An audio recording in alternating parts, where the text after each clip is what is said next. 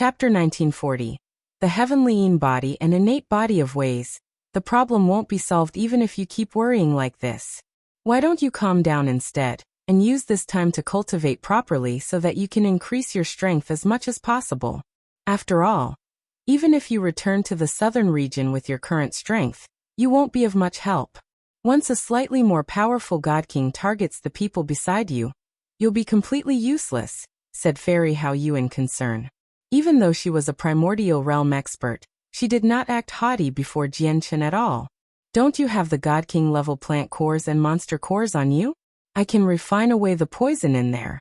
If you absorb the energy from them, they should be able to increase your strength by quite a lot. Naturally, Jianchen did not hesitate at all. He immediately took out the God King level plant cores and monster cores from his space ring, passing them all to Fei He. These 2 space rings came from that little whore. Now that she's a hostage, these items belong to you. Fei He passed 2 space rings to Jianchen. Jianchen glanced past the 2 space ring. In the end, he only took one of them and said, "This one belonged to the God King I killed, so it's my spoils from that battle. Yashi Lian's space ring should go to you. You should be in greater need of wealth to recover your cultivation." Fei He smiled. The plane where the Moon God Hall is located is extremely distant from the Cloud Plane. I basically have to cross most of the Saint's world to get there. It's impossible to cover all the divine crystals I need for this journey with the measly wealth of a God King, so you should keep this space ring instead. A God King's wealth is nothing to me. Moreover, do you really think that I've come to the Xiandao Empire to play?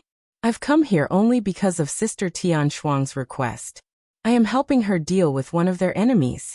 Once the matter has been completed, they will give me enough 5-colored divine crystals. Fei He glanced at Jianchen deeply after reaching there before saying, "So I'll be leaving the Cloud Plane soon. The enemy should be very powerful, right? Seeing how even the Xiandao Empire can't deal with them," Jianchen asked. Fei He did not give him a direct answer. Peak infinite primes aren't really weak. Even though there's more than one primordial realm expert in the Xiandao Empire, dealing with an enemy like that will result in great losses, or even unendurable prices. Afterwards, Fei He stood up and made her way out. She said at the same time, "I'll go refine the poison in the cores. You shouldn't spend every day in the Imperial Palace. This is the imperial capital of the Xiandao Empire. It's extremely busy and many items that are rare in the divine kingdom of Pingtian are extremely common here. Go out and have a look. You might benefit unknowingly." Right when she left the hall, Fei He seemed to think of something. She stopped and turned around to speak in a playful tone. "Oh right, do you remember those 2 princesses from last time? Their constitutions are extremely special. One of them possesses the rare heavenly body, while the other possesses the innate body of ways. If they successfully mature, their futures will be unlimited. If you can cultivate with them, you'll also benefit greatly, where your cultivation will skyrocket. Why don't you think about it? If you agree, I can be the matchmaker and request the Emperor to engage them to you." Jianchen smiled bitterly. "Fei He, you can't mess around with this. I don't have any of those intentions towards those 2 princesses at all. Even though their constitutions are special, I don't necessarily have to rely on them to reach the peak of my cultivation path." Fei He blinked and smiled. "Think over it carefully. No ordinary people can tell their constitution. Even my sister Tian Shuang hasn't sensed it. If you go for it now, there'll be a very large chance of success. I can persuade the Emperor. If you keep tarrying and a chaotic prime discovers how special those 2 sisters are, you'll be out of luck." With that, Fei He disappeared outside the hall. Jianchen was left speechless in the luxurious hall. He casually rummaged through Yashi Lian and the God King from the Daoist sect of Calm Cloud space rings, and his eyes immediately lit up. After hesitating slightly, he left the Imperial Palace with the 2 space rings. Fei He was right. If he continued to worry like this, it was useless as long as the northern region remained sealed. He could use this time to do something useful instead. As my strength increases, the startling rainbow sword is slowly becoming not enough. If I can find a supreme quality saint artifact that suits me, it would be time to switch over. Also, The Tianyuan clan should soon gain even more over gods, so I should prepare some high-quality saint artifacts beforehand. Supreme quality saint artifacts are basically non-existent in the divine kingdom of Pingtian, and high-quality saint artifacts are extremely rare, so there's not much room for choice. The imperial capital of the Xiandao Empire should have much more high-quality saint artifacts, so I can buy some beforehand and leave them in the clan. There should also be supreme quality saint artifacts for sale. With that in mind, Jianchen left the imperial palace. He strolled through the imperial capital all by himself. He held a map in his hand that recorded all the stores in the city. There were clear explanations beside each store, clearly indicating what kind of items they sell, which organization they belong to, and so on. Naturally, Jianchen knew that the imperial capital was holding a martial competition, but he had no interest in that. Holding the map he had obtained from an old man who he did not know in the imperial palace, he made up his mind about a place and quickly hurried over there. Jianchen searched through several stores on that day. He spent extremely extravagantly, buying over a dozen high-quality saint artifacts and 3 supreme-quality saint artifacts.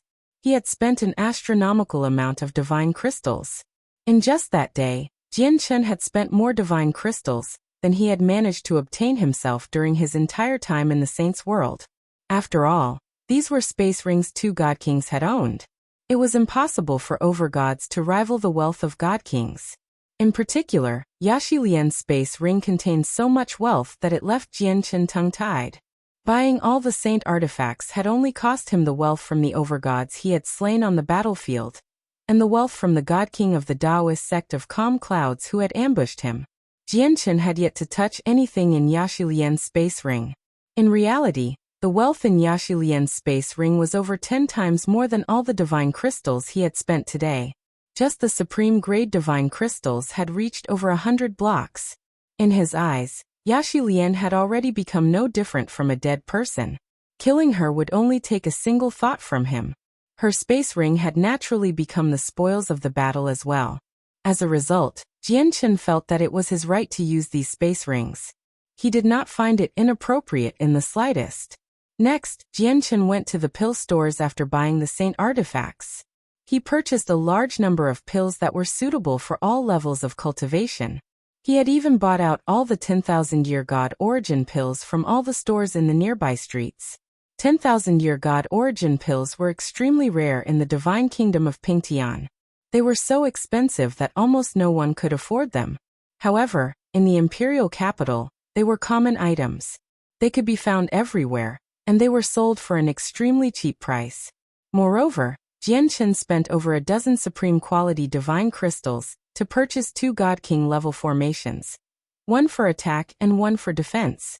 He wanted to use them to protect the Tianyuan clan. Even though they only possessed the might of early god kings, they would be extremely powerful formations in the divine kingdom of Pingtian. Moreover, he had bought them in the imperial capital of the Xiandao Empire. If it were the divine kingdom of Pingtian instead, he probably could not purchase any of them no matter how many divine crystals he had. Jianchen's great spendings naturally attracted the attention of quite a few people. However, this was the imperial capital of the Xiandao Empire, so all the people who were able to come here were far more knowledgeable and experienced than the people of the divine kingdom of Pingtian. As a result, they were only surprised by the number of 10,000-year god origin pills Jianchen had bought. They did not pay any attention to the divine crystals on him. After all, many experts from various large organizations had gathered in the imperial capital due to the martial competition. Some of them would not seem special at all, but they would actually be hidden experts. Naturally, a few people who could not see through Jianchen's cultivation believed that he was someone like that. However, pills with heavy side effects like the 10,000-year god origin pill never had high sales volumes in the imperial capital. Very few people would consume them. Yet, someone had suddenly decided to splurge out on them, buying out all of them in the pill stores across several streets. Naturally, this matter confused and intrigued many people. As a result, the news that someone was buying god origin pills in large quantities silently spread. Naturally, the pill stores that Jianchen visited were utterly delighted, as believed they had made huge profits. The pill stores that Jianchen did not visit all became green with envy. They had even sent people to go find the mysterious person who bought so many 10,000-year God origin pills. Someone has actually purchased so many 10,000-year God origin pills.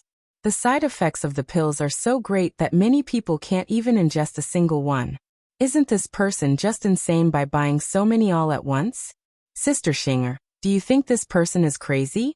Surely he's not thinking of increasing his cultivation by ingesting so many 10,000-year God origin pills, right?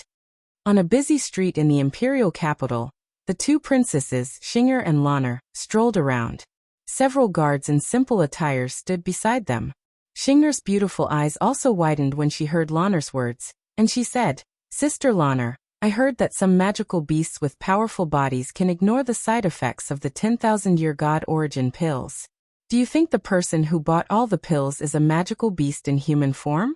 Ha ha ha, even if he's a magical beast, there's no need to buy so many of these pills. It's literally only something that someone who is dumb but has a lot of wealth can do. I think this person is definitely a huge idiot. Haha, I love making fun of these dumb idiots. I often tease father's mount until I drive it insane. It's hilarious when I think of it. I really do want to see what kind of magical beast he is, having bought so many 10,000-year God origin pills. If it's appropriate, taming him into a mount isn't a bad idea. Lanner immediately became furious after that. Humph, only if you hadn't said that, Sister Xinger. As soon as you mention a tough body, I think of that horrible person. He also has a tough body, where our full-powered attacks failed to harm him at all. Oh my god. Sister Lanner, why did you have to bring that up? Why did you have to mention that person for no good reason? I'm fuming too when I think of him. Xinger ground her teeth as she showed much resentment. Chapter 1941. Spatial Fantasy Meteorite. What's this? Suddenly, Xinger's face froze, and she stared at a store to the side of the street. The store specialized in selling saint artifacts as well as various strange materials. However, a blue light shone in the store right now, and it even reached the street. The blue light was not intense, nor did it give off any pulses of energy. However, a light flickered like stars in there. It seemed like the blue sky had suddenly become filled with stars, which was an extremely enchanting sight. Let's go and have a look. The sudden blue light immediately attracted Xinger and Lanner's attention. Immediately, the two of them seemed to have forgotten about Jianchen. They held hands and quickly ran into the store. In the store, the shopkeeper held a wooden box at the counter. A piece of fist-sized rock laid in the wooden box. The blue light that seemed to possess stars originated from the rock. Not only had the blue light filled the entire store, but even the shopkeeper's ancient face had been dyed blue. I want this spatial fantasy meteorite. Shopkeeper, can you go cheaper? An old man stood before the shopkeeper. He was currently negotiating a price with the shopkeeper. 500,000 high-grade divine crystals is already my cheapest price. I really can't go any lower. The shopkeeper kept a business smile plastered across his face as he spoke amiably. Xinger and Lanner just happened to see the rock at this moment, and the starry light of the stone immediately enchanted them. They could not help but cry out. What a beautiful piece of rock. If we take it back and make it into jewelry, it'll definitely be extremely pretty. Shopkeeper, we want this rock. We'll give you 1,000,000 high-grade divine crystals. It's the two princesses. I never thought that the spatial fantasy meteorite would catch the eyes of the two princesses as well. The shopkeeper clearly recognized Xinger and Lanner. He bowed in a hurry as he smiled. He spoke extremely politely. After learning the identities of the two women, the old man who originally planned to purchase the spatial fantasy meteorite only let out a helpless sigh. He knew that it was impossible for him to buy the spatial fantasy meteorite anymore, so he left in pity. Shopkeeper, here. 1,000,000 high-grade divine crystals. Xinger immediately took out a space ring to pay. Wait. However, a voice suddenly rang out. With a flash, a person had silently appeared before Xinger and Lanner. When Xinger and Lanner saw the person, their faces immediately changed. They became furious as they glared at him. They said angrily, "It's actually you. You sure are bold, showing yourself before us again." The person who had suddenly appeared was Jianchen. Clearly, Jianchen was also surprised. Before, he had focused all his attention on the spatial fantasy meteorite. Seeing how someone wanted to buy it, he hurried over as quickly as he could. He really did not see the two princesses there. Jianchen immediately felt a headache when he saw how furious Xinger and Lan'er were. He hesitated slightly before clasping his hands apologetically. Princesses, what happened that day was purely a misunderstanding. I was also a victim. Shut up, don't mention that ever again. However, before Jianchen could finish speaking, Xinger and Lan'er bellowed at Jianchen secretly while feeling embarrassed. They looked at him with murderous gazes. They did not dare to say something like that aloud, as they were afraid that it would only perpetuate the matter. Jianchen glanced at Xinger and Lan'er. He sighed before ignoring them. He turned around and said to the shopkeeper, "Shopkeeper, I also happen to be in need of this rock. I'll pay 2 million high-grade divine crystals." The shopkeeper hesitated and looked towards the two princesses. Xinger and Lan'er both gritted their teeth. They stared at Jianchen with much resentment and raised the price as well. "We'll pay 5 million high-grade divine crystals. No one can take away something that has caught our eyes." Jianchen felt a headache. He knew that Xinger and Lan'er wanted to make things difficult for him. He could give up on other items and not play along to their tune.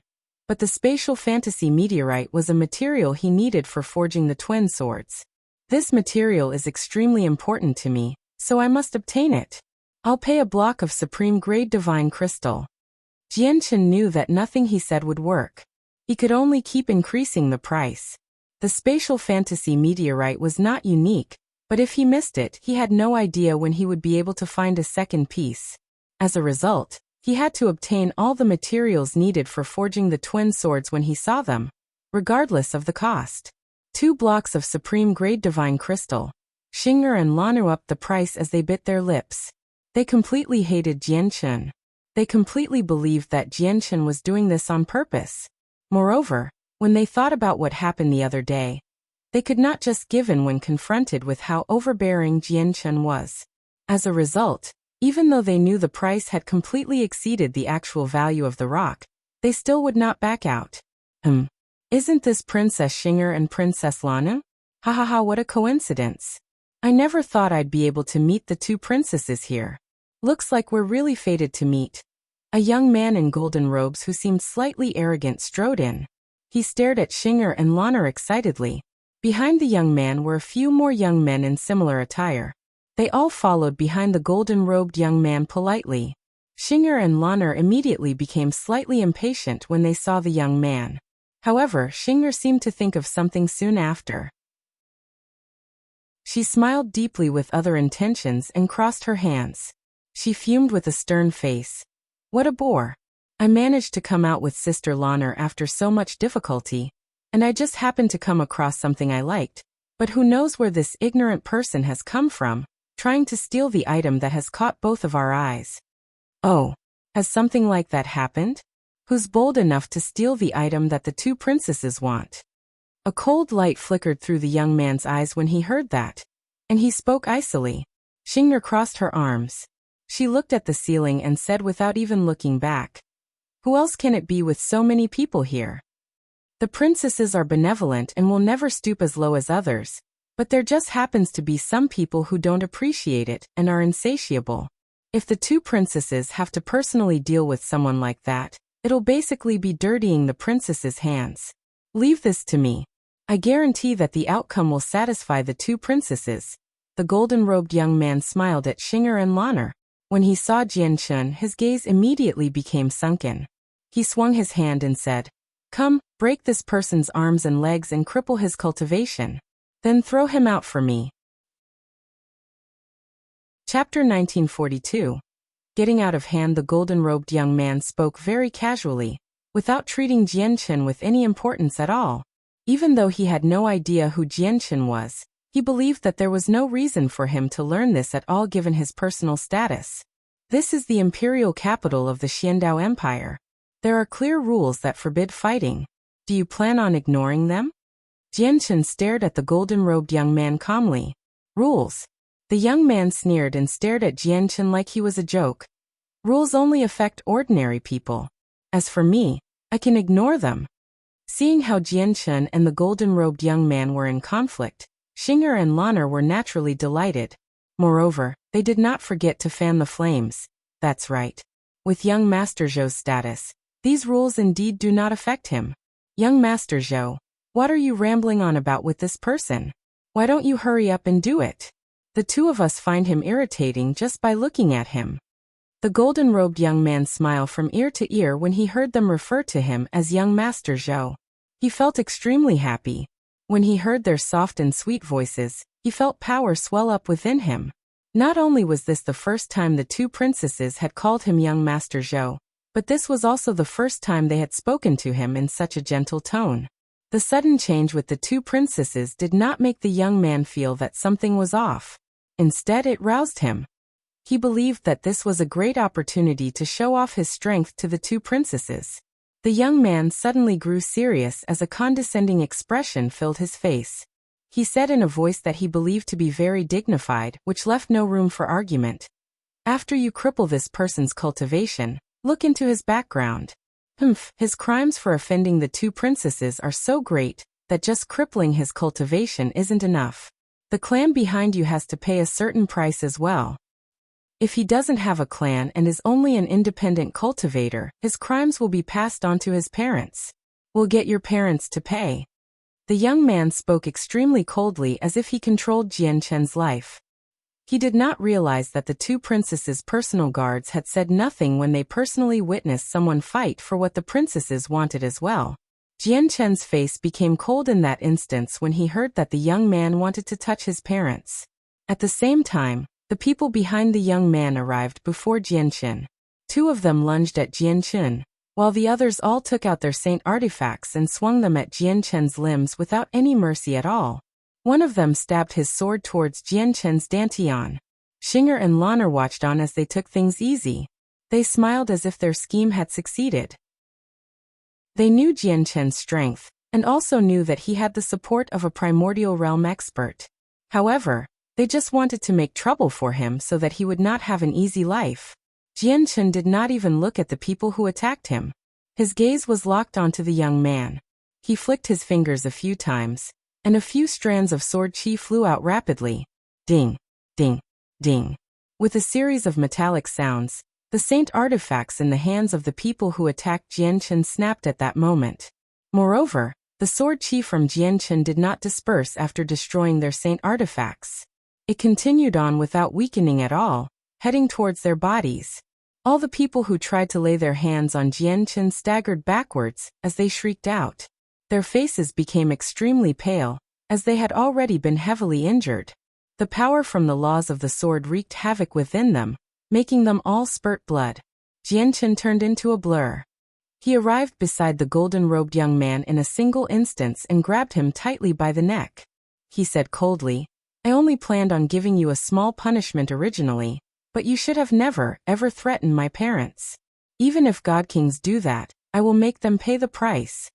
With that, there was a sudden flash of light from his hand that held the young man's neck. Sharp strands of sword chi entered the young man's body in an extremely brutal method, directly heading towards his dantian and obliterating it. The young man trembled violently. Blood spurted from his mouth like a fountain. Unfortunately, Jianchen's hands were wrapped around his neck, so he could not make any sounds at all. Otherwise, his miserable shrieks would have probably shocked everyone already. Afterwards, Jianchen smashed the young man's head gently before throwing him onto the streets outside like a dead dog. He did not even glance back at him. Jianchen's strike had almost shaken the young man's soul into pieces. He directly fell unconscious. Fortunately, Jianchen had no intentions of killing him. He had only heavily injured his soul, so it would be difficult for him to recover. His dantian was destroyed, and his soul had almost dispersed. Even if the young man managed to survive these wounds, he would basically be reduced to a cripple. After doing all that, Jianchen acted as if nothing had happened at all. He arrived beside the spatial fantasy meteorite and stared at Xing'er and Lan'er. He said coldly, I will pay 3 blocks of supreme-grade divine crystal for this piece of spatial fantasy meteorite. Do you still want it? The two princesses stared at the golden-robed young man who laid on the street like mud in a daze. Using the senses of their soul, They completely understood the young man's wounds, which completely shocked them. They were no longer in the mood to fight over the spatial fantasy meteorite with Jianchen anymore. In the end, Jianchen purchased the spatial fantasy meteorite for an astronomical price of 3 blocks of supreme-grade divine crystal. However, Jianchen had obtained Yaxilian's huge wealth. Even though 3 blocks of supreme-grade divine crystals was a huge amount, he did not feel any pain when he spent it at all. Zhou Chu has actually been crippled. Isn't this a little too vicious? After all, behind Zhou Chu is. Xing'er and Lan'er only looked at one another. Their faces were rather ugly. They had realized that the matter had gotten out of hand. They wanted to find trouble for Jianchen, but they never thought he would be so vicious, directly crippling Zhou Chu. They never expected something like that. A case where deliberate injuries were caused had happened in the imperial capital. Naturally, the matter spread rapidly. In a short amount of time, the area around the young man had become packed by people who had heard of the news. Many of them stared at the young man and pointed as they discussed. That seems like young Master Zhou Chu of the Skycloud Sect. Heavens, who is bold enough to injure the young master like this? The Skycloud Sect is one of the peak sects in the Xiandao Empire. Even the imperial family must show them respect. Their status is extremely great. I heard that Zhou Chu is the descendant of one of the sect's primordial realm ancestors. Now that Zhou Chu has been beaten to a pulp, almost to the point where he's a cripple, the Skycloud Sect will probably never just let this matter be. Nephew Zhou Chu. As people discussed among themselves, a cry rang out from the sky. A white-robed, middle-aged man descended as he gave off a tremendous pressure. He stared at Zhou Chu, who laid on the ground, with an ugly expression. Who did it? Who was it? Who injured nephew Zhou Chu like this? When the white-robed man checked Zhou Chu's wounds, he became utterly furious as extremely intense killing intent radiated from him. Chapter 1943. Battling Fei He. The killing intent directly caused the temperature of the surroundings to plummet, as if it had become a cavern of ice. The bustling street had already become completely crowded. However, everyone shivered from the white-robed, middle-aged man's killing intent. They felt it pierce their bones, and all of them could not help but back away. Even overgods behaved like that. God King. Countless people cried out inside while their gazes towards the man became filled with angst from the bottom of their hearts, as well as some envy and eagerness. God King was a cultivation level that they could only dream about. It was their life goal. Who is it? Who did this? The white-robed God King was extremely furious as he bellowed out. Then, his gaze locked onto the store where Jianchen was before long. This was because a few disciples from the Skycloud Sect still laid on the ground inside. Their blood had formed pools on the ground, giving off a metallic smell. In the store, the 2 princesses behaved innocently. They looked at Jianchen with some pleasure due to his situation before leaving the store with their guards. However, the 2 of them did not walk off. They stood nearby and observed with great interest. The white-robed God King naturally recognized the 2 of them. After glancing past the 2 of them, he glared at Jianchen. At this moment, Jianchen had also emerged from the store after putting the spatial fantasy meteorite away. He saw the God King's murderous gaze, but he remained completely calm and composed. Did you injure Zhou Chu? The God King's gaze was extremely terrifying. With that, the monstrous presence of a God King radiated from him, crushing down on Jianchen like a mountain. At this moment, another powerful presence appeared. An armored, middle-aged man with a striking appearance had appeared in the air. In the distance, large squadrons of armored, Imperial Guards hurried over quickly. It's General Jean of the Imperial Guards from the Imperial capital. People cried out when the armored middle-aged man appeared. General Jean appeared there and glanced past Zhou Chu, who had basically been crippled. He immediately frowned. He deeply understood just how special Zhou Chu's status was in the Skycloud Sect. Of the 2 primordial realm ancestors of the Skycloud Sect, one of them was Zhou Chu's senior. Now that Zhou Chu had become so heavily injured in the imperial capital, he would not be able to separate himself from the matter as the general responsible for order in the imperial capital. General Jin's face instantly sank.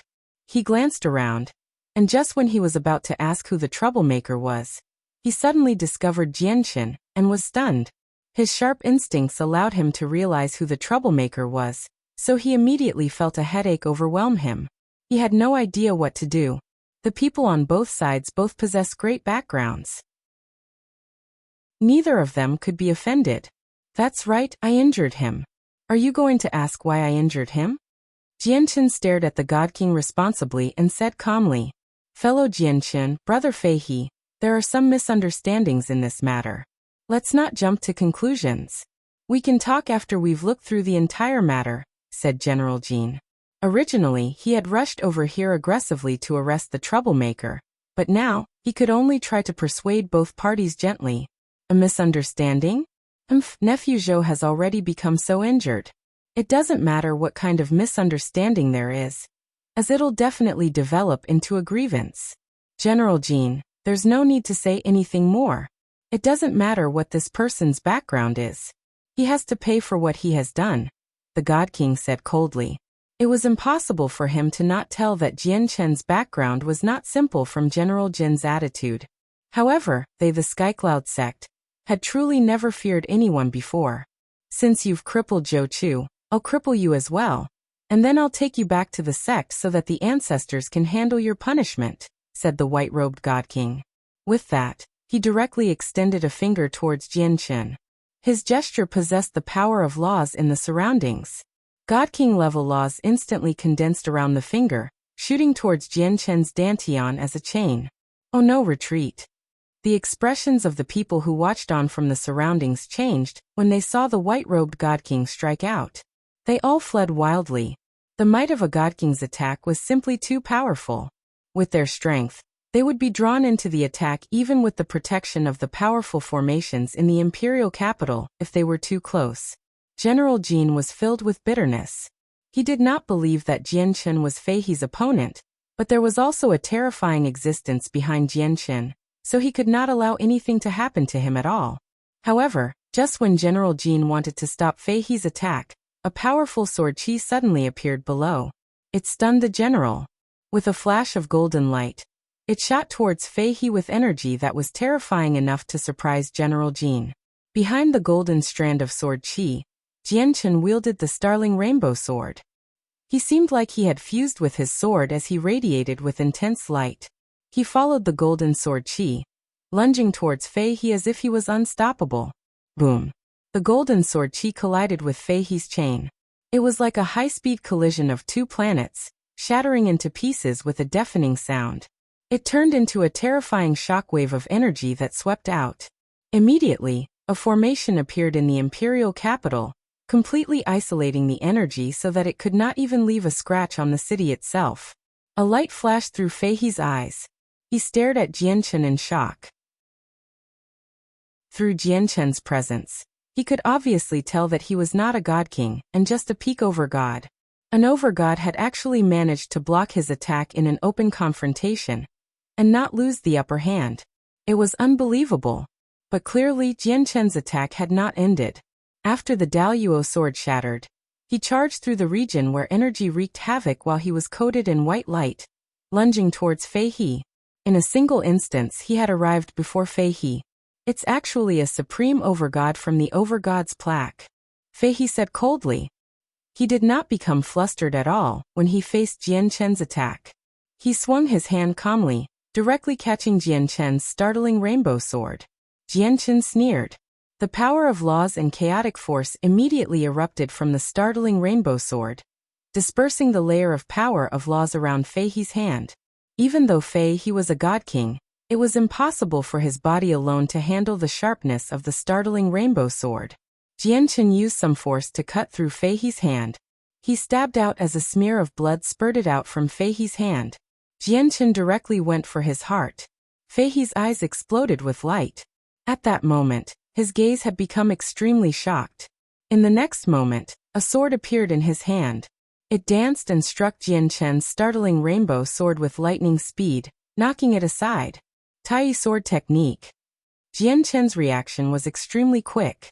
He formed a seal and fused with his sword. As a sword, he directly rammed towards Fei He.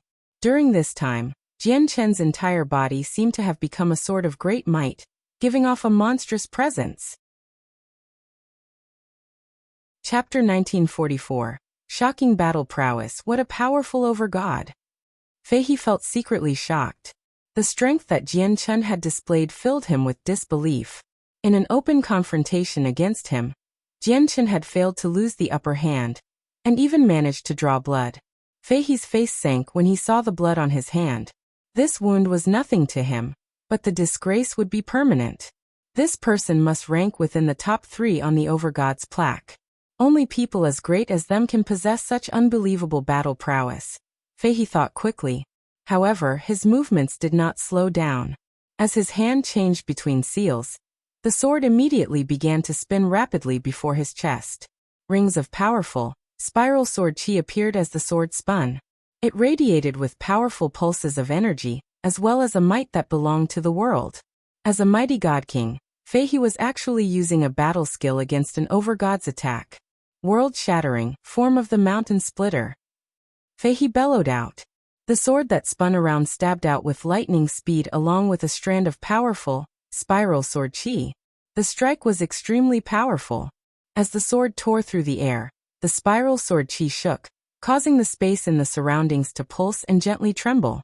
The might of the world had caused the distant crowd to retreat rapidly once again. The might of a god king's battle skill was extremely shocking. To many of the people who were not even overgods, it was almost impossible for them to witness a god king using a battle skill. As a result, the pressure naturally made many of them feel like the world was ending. General Jin's expression changed drastically. He was in a hurry to stop Fei He. He knew who stood behind Jian Qin, so once that terrifying primordial realm expert behind him became angered from Jian Qin's injuries, the consequences would be unthinkable. He had heard that the powerful primordial realm expert had even gone as far as to spend a valuable 3-colored divine crystal on the disk of heavenly ways to venture to the distant southern region. The expert even captured a commander of the 9 armies, humiliating her before everyone. However, Fei He ignored him. As a mighty god king, an overgod had injured him. If he did not make the overgod pay a certain price, he would never be able to quell his anger. There's going to be a lot of trouble, General Jin swore inside. He was already too late to stop Fei He. He had witnessed Jian Chen's strength and understood he possessed the battle prowess to fight god kings in an open confrontation. However, the battle skill of a god king was on a completely different level compared to the casual strike of a god king. Moreover, the battle skill was of an extraordinary grade. It was one of the most powerful battle skills from the Skycloud sect.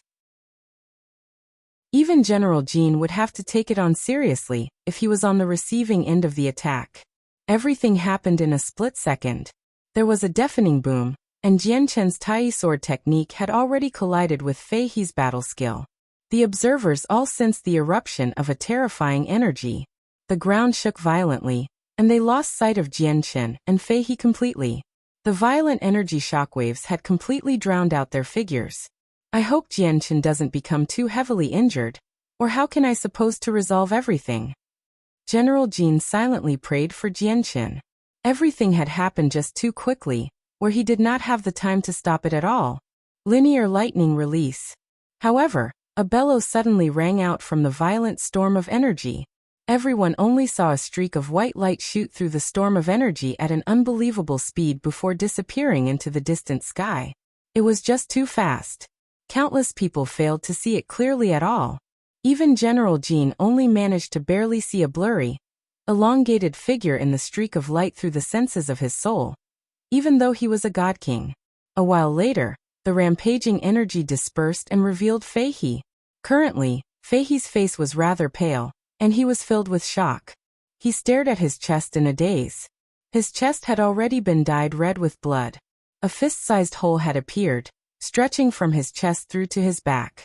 All his organs had been destroyed already. Meanwhile, Jian Chen had vanished. General Jin stared at the hole in Fei He's chest in a daze. His face was also filled with shock as his heart churned. Immediately, he cast his gaze into the distance afterwards. He saw that in the direction the white light had vanished off into, Jian Chen stood on the startling rainbow sword as he traveled back towards here like a comet. He moved extremely quickly. In just a few seconds he had returned. What happened? How did that young man suddenly run off to such a distant place? How did that young man leave? Among the countless observers, quite a few of them stated their confusion. Oh my God. Sister Lanner, look. Senior Fei He of the Skycloud sect has been injured. Xing'e also stared at Fei He's wound in shock from nearby as she shook Lanner's arm. Lanner was also stunned. She rubbed her eyes firmly while her cherry lips were agape. She was extremely shocked. Even against an overgod who's much weaker than you. You must be reasonable even if you are a god king. Although overgods are much weaker than god kings, they're not people you can just harass. Jianchen stared at Fei He as he stood on his sword in the air. Fei He raised his head all of a sudden. He glared at Jianchen, and there was even heavy killing intent in his gaze. He was a mighty god king, yet an overgod had injured him like this. The humiliation coupled with Jianchen's cold tone made the shame he experienced multiply. Gradually, it turned into killing intent. Jianchen's face remained the same when he sensed the killing intent from Fei He.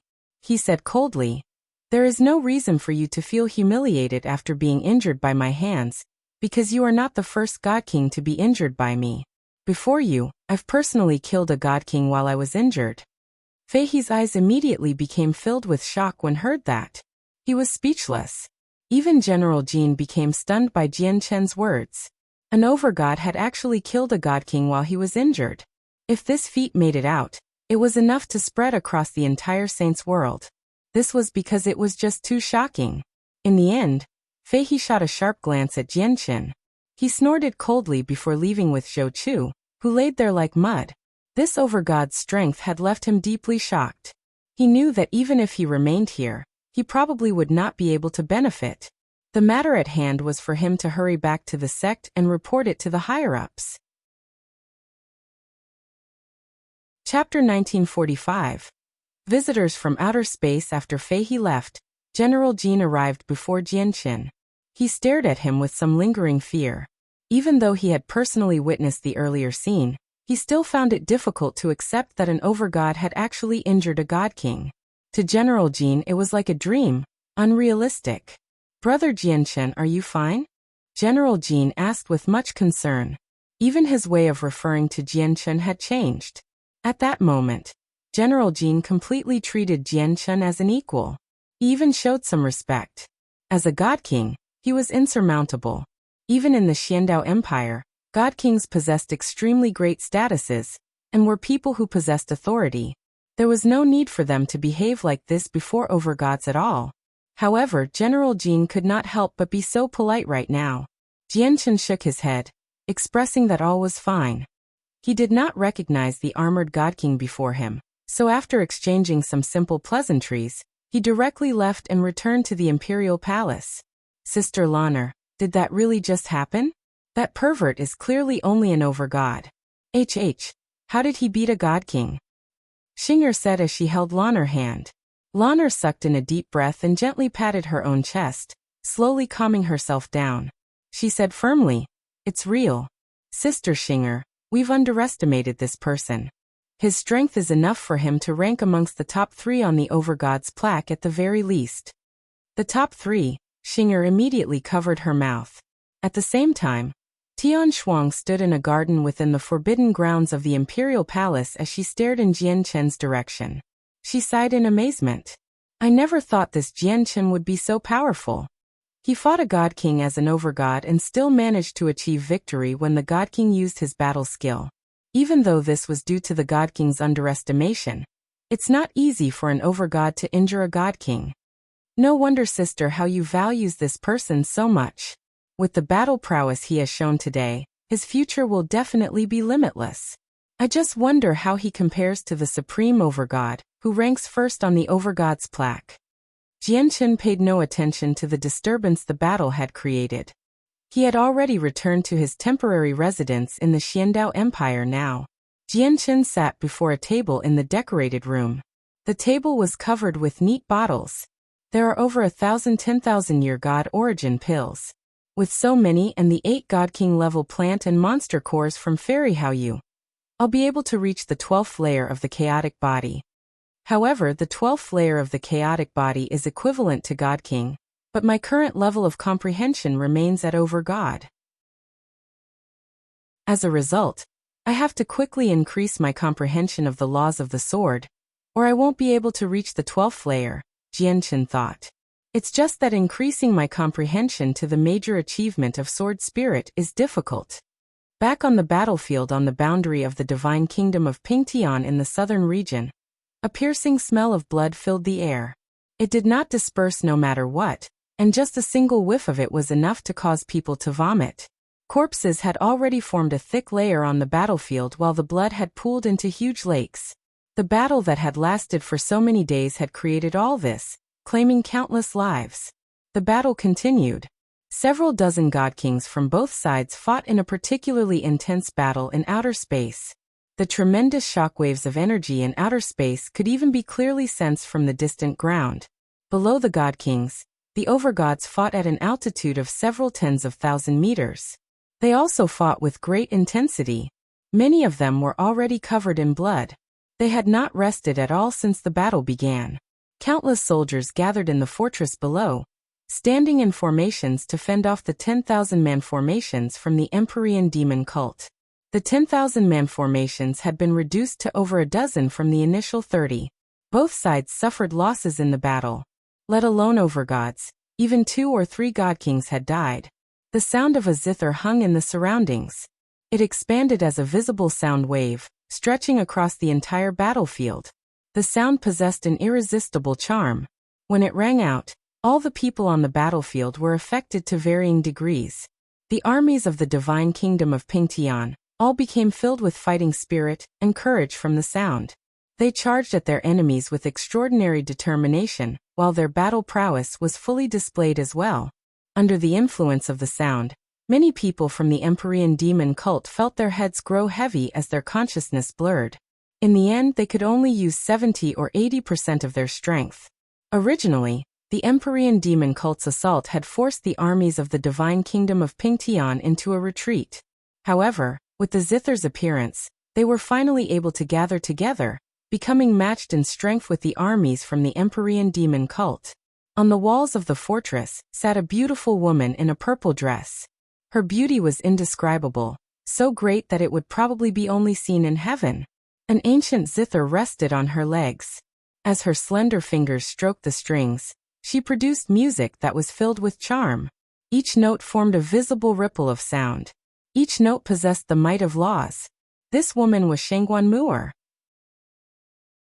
The news of the patriarch of the Tianyuan clan, Jian Qin, being taken away by the commander of the 7th Army, Yaxilian, had already spread by now. Naturally, Shangguan Mu'er heard the news as well, so she could no longer pay heed to Jian Chen's orders for her to remain in the clan from worry. She hurried to the front lines as soon as possible. Her arrival had basically turned the situation here around.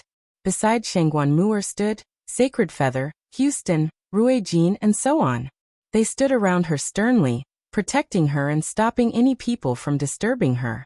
All of them were covered in blood and suffered different levels of injury. Aside from them, the god ancestors from the Dong'an province stood around her as well, taking part in her protection. From the Empyrean demon cult, there were constantly overgods who wanted to break free from their fight and stop Shangguan Mu'er from playing her zither, but they would be completely entangled with their opponents, which made the matter impossible. The overgods on the Divine King's side naturally understood just how important Shangguan Mu'er's existence was to the battlefield below, so they all kept their opponents busy to the greatest of their ability. 2 streaks of light suddenly shot past a place distant from where the several dozen god kings fought in outer space. They moved with unbelievable speed such that even god kings would only be able to catch a blur. The streaks of light directly shot past the skies of the cloud plain, traveling towards the depths of space. However, when the light passed by the southern region of the cloud plain, it suddenly reversed before stopping above the southern region in the end. It was extremely distant from the cloud plain, even several tens of million kilometers away from where the god kings fought. Only now was the streak of light visible. It was a small flying vehicle that radiated with powerful pulses of energy. Among them was the might of the laws of the world. The flying vehicle was a god artifact. It's the 3rd ancestor's zither of the demonic cry. Too graceful, Middle-aged women emerged from the flying vehicle. Celestial bodies flickered through their eyes as their gazes resonated with the laws of the world, directly piercing the distant space and locking onto Shangguan Mu'er, who was located in the fortress on the boundary of the divine kingdom of Pingtian. Shock filled their faces. Chapter 1946. The Daoist sect of divine sound. The two middle-aged women stared at Shangguan Mu'er from the distant outer space. Their gazes became uncertain. One of them said, "The zither of the demonic cry is a treasure bound to the third ancestor's life in the past. It also symbolizes her. Now that the zither has appeared with this woman, and this woman possesses quite impressive accomplishments in the way of music, is she the reincarnation of the third ancestor?" As soon as she mentioned the reincarnation of the third ancestor, her face became filled with excitement. She felt very eager. The other woman stared at Shangguan Mu'er and studied her seriously. She said with an extremely firm voice, "No, she's not a reincarnation of the third ancestor. She is only someone who obtained the third ancestor's treasure out of coincidence. If she was really the third ancestor's reincarnation, the artifact spirit of the zither of the demonic cry would have been awakened long ago. At the same time, she would have already returned to the sect. It really isn't the reincarnation of the third ancestor. Although she can use the zither of the demonic cry, she can't use a sliver of its power at all. At the same time, she only possesses a connection to the zither of the demonic cry. It has not accepted her as its master. But since she can obtain the third ancestor's zither of the demonic cry, it's her fate. At the same time, she also obtained a type of approval from the zither of the demonic cry, so we should accept her into our sect." As they spoke, the two middle-aged women were already flying towards the fortress of the divine kingdom of Pingtian. They moved extremely quickly, crossing an extremely great distance with a single flash. They appeared before Shangguan Mu'er silently. The two middle-aged women just floated there. They completely concealed their presences, so they seemed like ordinary people. It was impossible to discover their existences through the senses of the soul. They two of them stared at Shangguan Mu'er, and paid no attention to the chaotic battlefield in the surroundings. Shangguan Mu'er, Sacred Feather, and so on saw the two middle-aged women suddenly appear in the first moment. Their faces all changed suddenly. Sacred Feather, Rui Jin, and the others immediately arrived next to Shangguan Mu'er as their faces became filled with caution. They did not attack. They could sense that the two women were powerful. "Seniors, may I ask for the reason why you have come?" Shangguan Mu'er asked. Although she spoke, she never stopped playing the zither. "Child, do you know the origins of the zither in your hand?" a middle-aged woman asked. Her gaze towards Shangguan Mu'er was filled with gentleness. Although this was the first time she had seen Shangguan Mu'er, she felt a sense of closeness towards Shangguan Mu'er due to the zither in her hands. Shangguan Mu'er's eyes narrowed. She already knew that the zither of the demonic cry was not as simple as it seemed, and she had guessed that it probably had important origins. The woman seemed to know about the zither of the demonic cry. "Junior does not know. If Senior is willing, please enlighten Junior," said Shangguan Mu'er. She multitasked, playing the zither to disturb the armies of the Empyrean demon cult as she conversed with the two women. The middle-aged woman looked at the zither of the demonic cry, and a sliver of reminiscence appeared on her face. The owner of this zither was a Peak, famed expert of the saints' world in the past. She was also one of the three ancestors of our Daoist sect of divine sound. We called her the third ancestor. After a period of silence, Shangguan Mu'er said, "To be frank, Senior, I obtained the zither of the demonic cry accidentally in a lower world. Since this belongs to your esteemed sect's third ancestor, I will return the zither after the battle." Shangguan Mu'er was helpless as she said that. The strength of the two women before her was unfathomable. If she wanted to take the zither away with her forcefully, she still would not be able to keep it. The middle-aged woman who spoke before shook her head with a smile. "We only passed by this plane incidentally, and came across the third ancestor's treasure that was bound to her life, which was why we came to have a look. We don't want to take away the zither of the demonic cry. The zither of the demonic cry is rather special.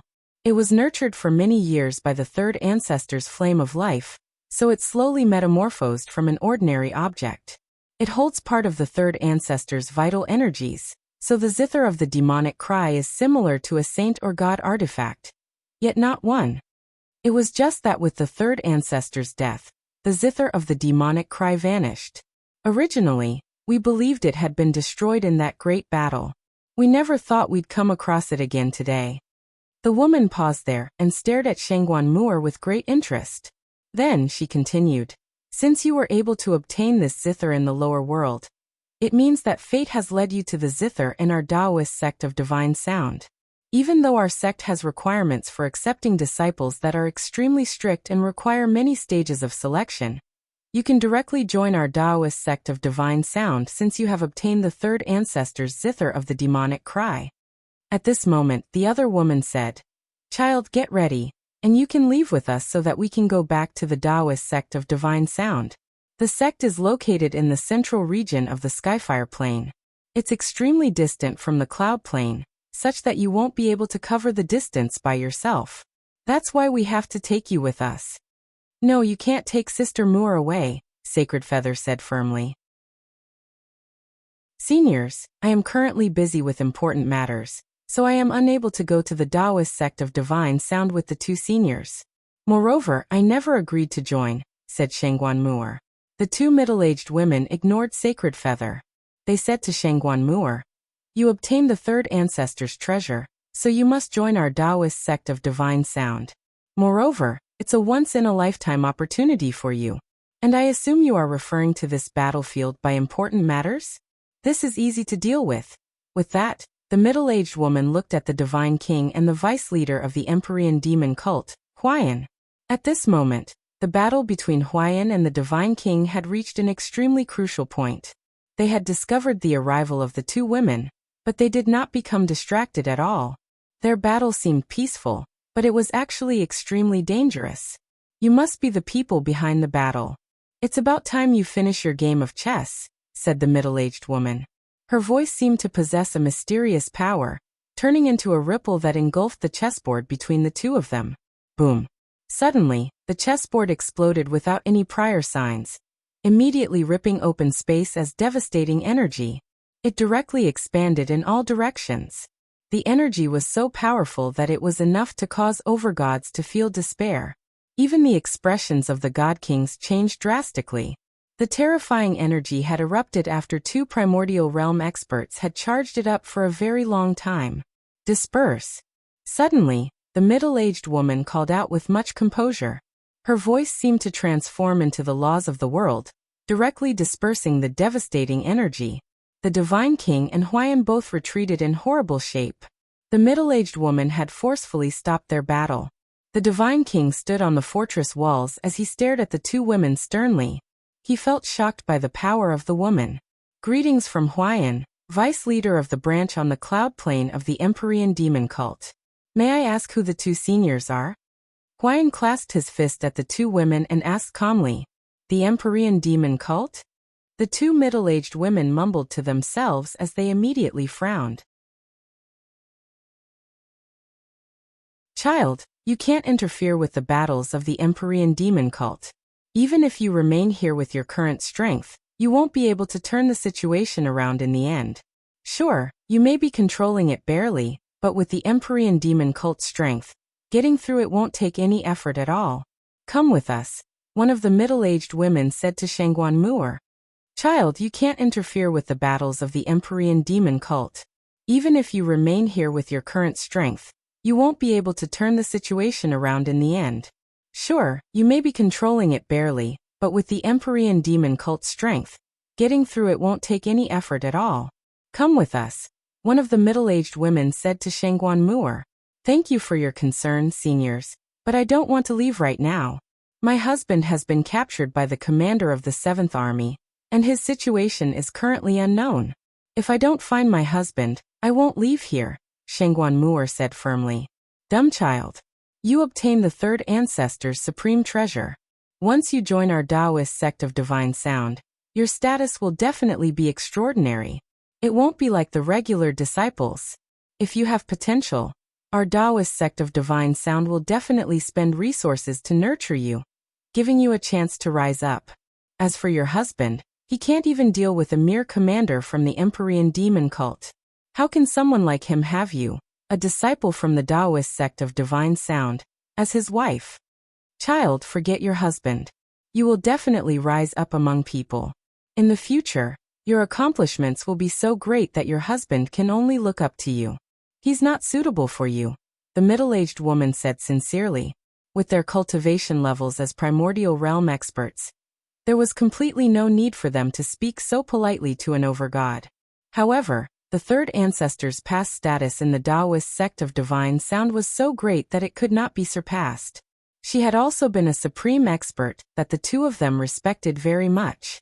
Since Shangguan Mu'er had obtained the third ancestor's supreme treasure, their attitude towards her changed. Our Daoist sect of divine sound is located in the central region of the Skyfire Plain. In the future, if the people from your clan want to visit you, come to the Skyfire Plain to look for us. Child, it's time for us too. Once you get to the Daoist sect of divine sound, and witness the prodigies raised by those large sects on the Skyfire Plain, you will discover that the husband you miss so much is actually nothing. With that, the two middle-aged women directly waved their hands and took Shangguan Mu'er away with them, whether she agreed to it or not. Sister Mu'er, Sacred Feather cried out. His eyes were filled with fury, and he immediately pursued them. However, with his strength, it was impossible for him to follow two primordial realm experts. In the blink of an eye, he had lost their tracks. Houston, Ruijin, and the others on the fortress all revealed very ugly expressions. Shangguan Mu'er had just been taken away right before them. Yet there was nothing they could do. It filled them with a sense of grievance, and they also felt extremely helpless. First, Jian Chen had been taken away by the commander of the 7th Army, and his current situation was unknown. Now Shangguan Mu'er had been taken away as well. The people from the Tianyuan clan felt gloomy over this. Shangguan Mu'er's departure naturally had an extremely great impact on the battlefield. Without her music, the soldiers of the Empyrean demon cult immediately became more and more courageous as they fought. They were able to use their full strength again. On the other side, the armies of the Divine Kingdom were unable to maintain the balance when they faced off against such a violent army. They immediately lost the upper hand. Even though they possessed a numerical advantage, their strength was on a completely different level. Kill! Ruijin yelled out, and charged onto the battlefield with a heavy heart. Houston and the others also charged towards the soldiers of the three armies afterwards. They did not say anything. As for the Divine King, he stood on the fortress walls as he stared at the vice leader of the Empyrean demon cult, Huayan. Neither of them could send out an attack, as once they did, a battle between primordial realm experts would start. In the imperial palace of the Xiandao Empire, Jian Chen had just bid farewell to a few princes from other empires and prodigies from other sections. He returned to his temporary residence by himself, and a sliver of exhaustion appeared on his face. In the past few days, his battle against Fei He of the Skycloud sect had already spread across the entire northern region, with the news of his victory included. It had raised the attention of many large organizations in the northern region. As a result, people from different places constantly visited him in the past few days. They were either the princes from a few empires, young masters from large clans, or disciples of large sections. With so many prodigies gathered together, there was naturally some fighting. At the same time, they felt doubt towards Jian Chen's rumored strength. As a result, Jian Chen faced the challenges of many prodigies in the past few days. At the very start, he turned them down. But the more he turned them down, the more they wanted to challenge him. In the end, the people who challenged him only increased. In the end, after running out of choices, Jian Chen could only spar with the prodigies, revealing some of his strength. However, through this, Jian Chen befriended quite a few prodigies from those large sects and princes from the empires. He had learnt about all sorts of odd matters in the northern region from them. At this moment, a young man seemed to be around the same age as Jian Chen rushed over in a hurry. He said, "Brother Jian Chen, Princess Tian and the 5th prince of the Shi Empire have come to visit. They want to see you." The young man directly arrived before Jian Chen. He was both overjoyed and excited. He said enthusiastically, "Brother Jian Chen, it's Princess Tian and the 5th prince. Do you know great their statuses are in the Shi Empire? Please tell me, Brother Yin Shun. Jian Chen's eyes lit up when he heard the Shi Empire mentioned. This young man was called Yin Shun, and he was a prince of the Xiandao Empire. In the past few days, basically all the princes in the Xiandao Empire had expressed their goodwill towards Jianqin. They did their best to establish a relationship with Jianqin.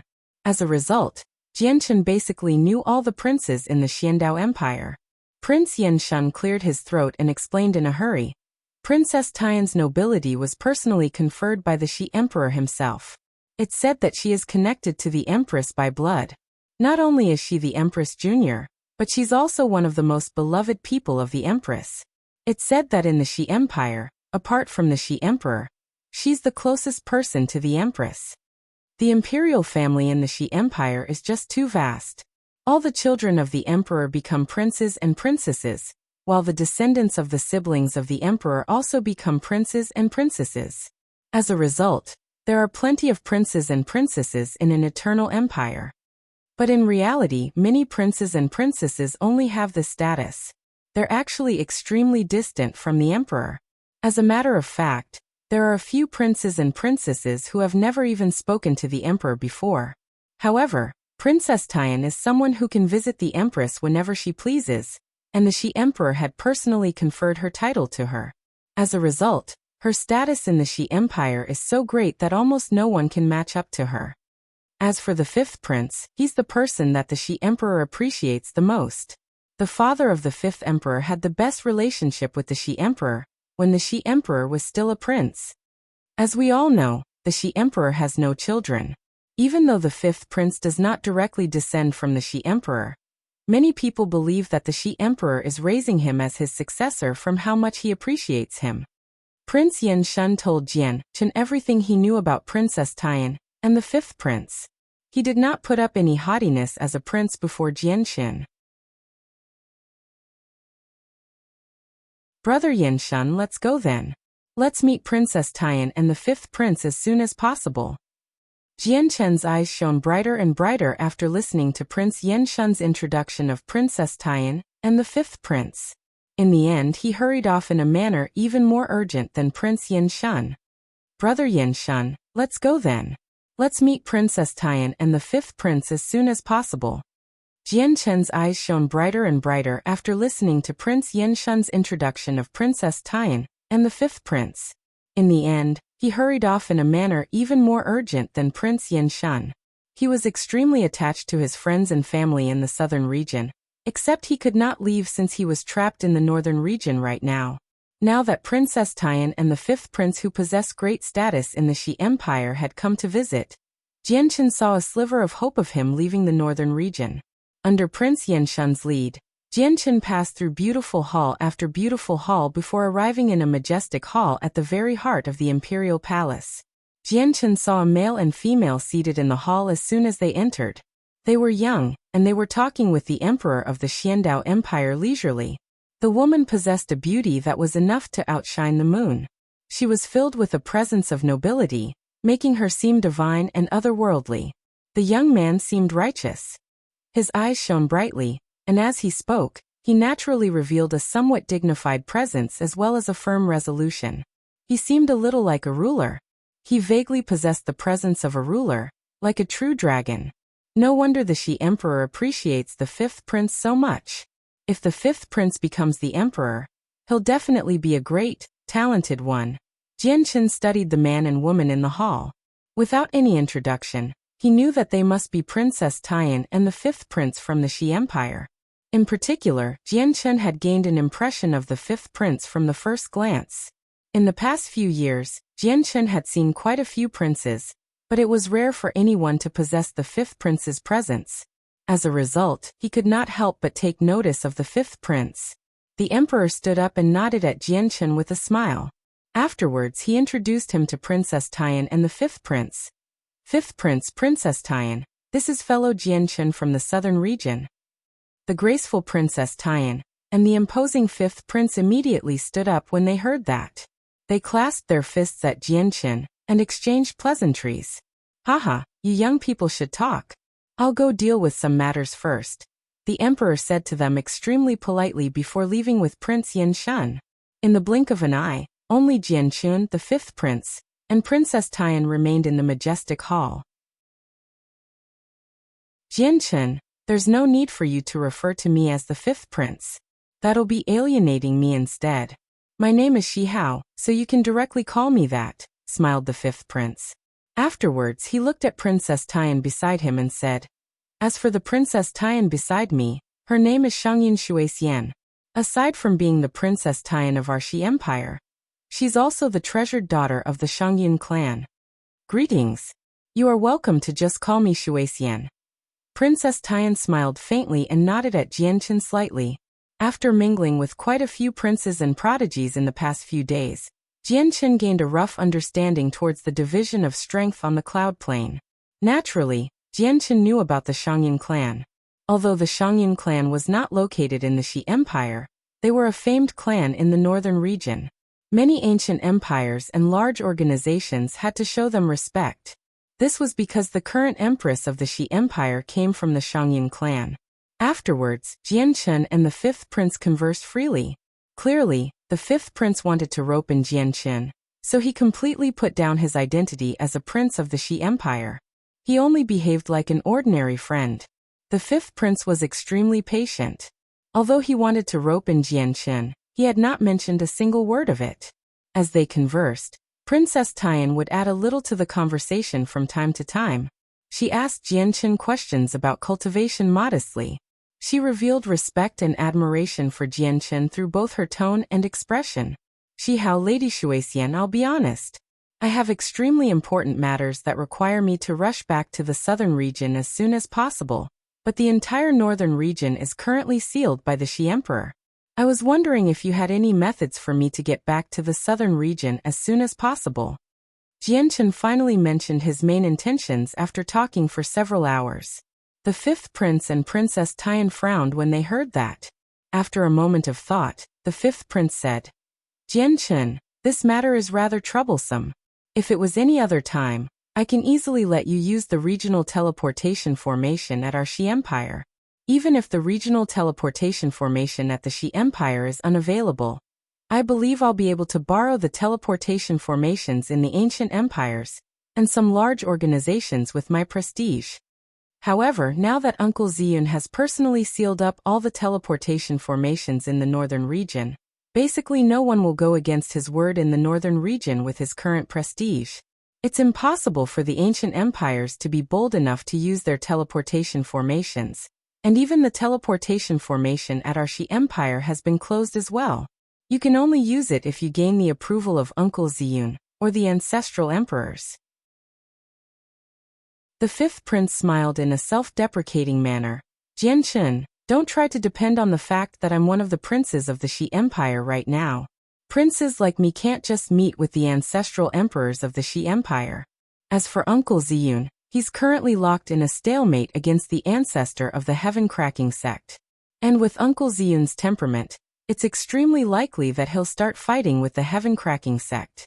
I'll only displease him if I go find him now. The regional teleportation formation at our Shangyin clan is closed as well. Jianchun, we probably won't be able to help you with this, said Princess Tian as well. Jianchun became disappointed with that.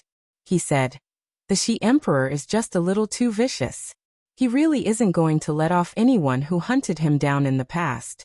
The Shi Emperor had captured an imperial protector of the Shi Empire earlier, and now he has gone to go deal with the heaven-cracking sect, a peak sect in the Shi Empire. If this continues, it'll be very bad for the Shi Empire. Moreover, the Shi Emperor's revenge has trapped many people here, making them unable to leave. Jianchun felt very helpless. Yeah, Uncle changed drastically after ascending as emperor. He wasn't like this before. It's just a pity that no one can persuade and convince Uncle in the current empire.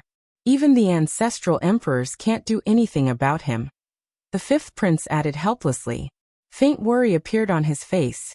In the current imperial family of the Shi Empire, only a few primordial realm experts were left after all the slaughtering his uncle did. It filled the entire empire with angst and unease. Princess Tian sighed gently from that. She became slightly depressed and said gloomily, Actually, you can't blame Uncle. Everything is bound by karma. If it weren't for the relentless pursuit of the people before, causing Aunt to lose her daughter, my uncle would have never become like that. What? Lose her daughter? The fifth prince was stunned. Even Jianchen became surprised. He stared at Princess Tian. At this moment, Princess Tian suddenly returned to her senses. She realized her mouth had slipped, so she immediately covered her mouth tightly out of surprise. Shuaixian, what did you just say? My uncle lost her daughter when he was hunted down in the past? Why haven't I ever heard my uncle mention he had a daughter? The fifth prince stared at Princess Tian in doubt. Shuaixian, what did you just say? My uncle lost her daughter when he was hunted down in the past? Why haven't I ever heard my uncle mention he had a daughter? The fifth prince stared at Princess Tian in doubt. The She Emperor had no descendants. Everyone knew that. The fifth prince became rather confused now that Princess Tian had suddenly mentioned he had a daughter. Don't ask about this anymore, okay? If Aunt learns that I disclosed this, she would never forgive me. Princess Tian became rather flustered.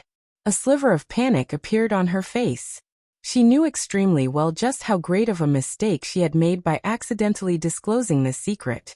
The fifth prince and Jianchen realized the severity of the matter when they saw how frightened and flustered the princess had become, so they no longer asked about it. However, they, as sharp-minded people, could draw many conclusions from that small detail.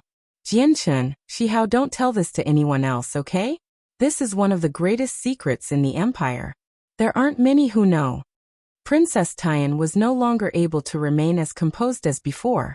Panic filled her face as she pleaded to Jianchen and Shihao. Don't worry. Shuaixian will never tell anyone about this. Right, Jianchen? The fifth prince swore.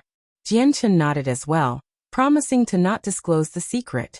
Princess Tian was no longer in the mood to stay in the Xiandao Empire anymore after this had happened. She bid farewell to Jianchen in a hurry before leaving uneasily. With Princess Tian's departure, the fifth prince naturally did not stay behind all by himself. He gave Jianchen a jade talisman as a method of contact before leaving the empire as well. The fifth prince was extremely clever.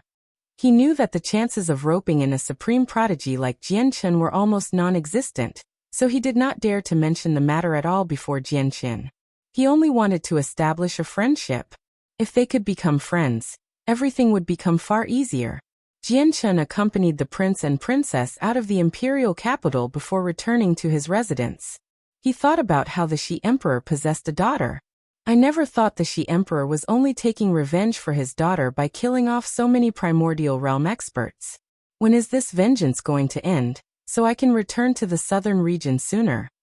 Jianchen thought. He sat in his residence as he felt very worried. However, Jianchen's body suddenly jolted at this moment. A rather unbelievable thought had suddenly crossed his mind. He immediately thought it through and analyzed the matter quickly. Right now, basically no one in the She Empire knows that the She Emperor and his wife had a child. Even the authoritative imperial protectors of the She Emperor don't know. Then it's certain that the Empress did not fall pregnant in the She Empire. Otherwise, it would be impossible to hide it. It would have become public knowledge long ago. As a result, the Empress' pregnancy probably happened when they were being hunted down. It has been over 2,000 years since then. Also 2,000 years ago, the patriarch of the Mo clan picked up an infant girl outside, and she possessed a jade pendant with the words Shiyu on her, with nothing else. I've seen this pendant. It's made from extremely tough material, and is extraordinary. Even I would not have been able to damage it at all in the past. As a result, the person who managed to carve words into the pendant must have been extremely powerful. The time matches, the surname matches, and the gender matches as well. Surely Shiyu isn't. Immediately, Jianchen felt extremely surprised when he thought up to there. He felt disbelief. After hesitating slightly, Jianchen suddenly turned towards the direction in which Princess Tian and the fifth prince had left. He chased after them with his full speed. Outside the imperial capital, a luxurious carriage 9 exotic beasts towed quickly shot through the air. Several dozen guards with powerful presences stood close to the carriage. The leader was a god king. Princess Tian and the fifth prince currently sat in there. Shuaixian, can you tell me everything in detail? Since when did my uncle have a daughter? Why don't I know about it? The fifth prince asked out of curiosity. The luxurious carriage was also a treasure that had an extremely great defense. It was covered in formations, so it was impossible to eavesdrop on any conversations happening inside. I need to start from when my uncle and aunt were being hunted down by people. Back then, when they were being hunted down, the Empress accidentally discovered that she was pregnant.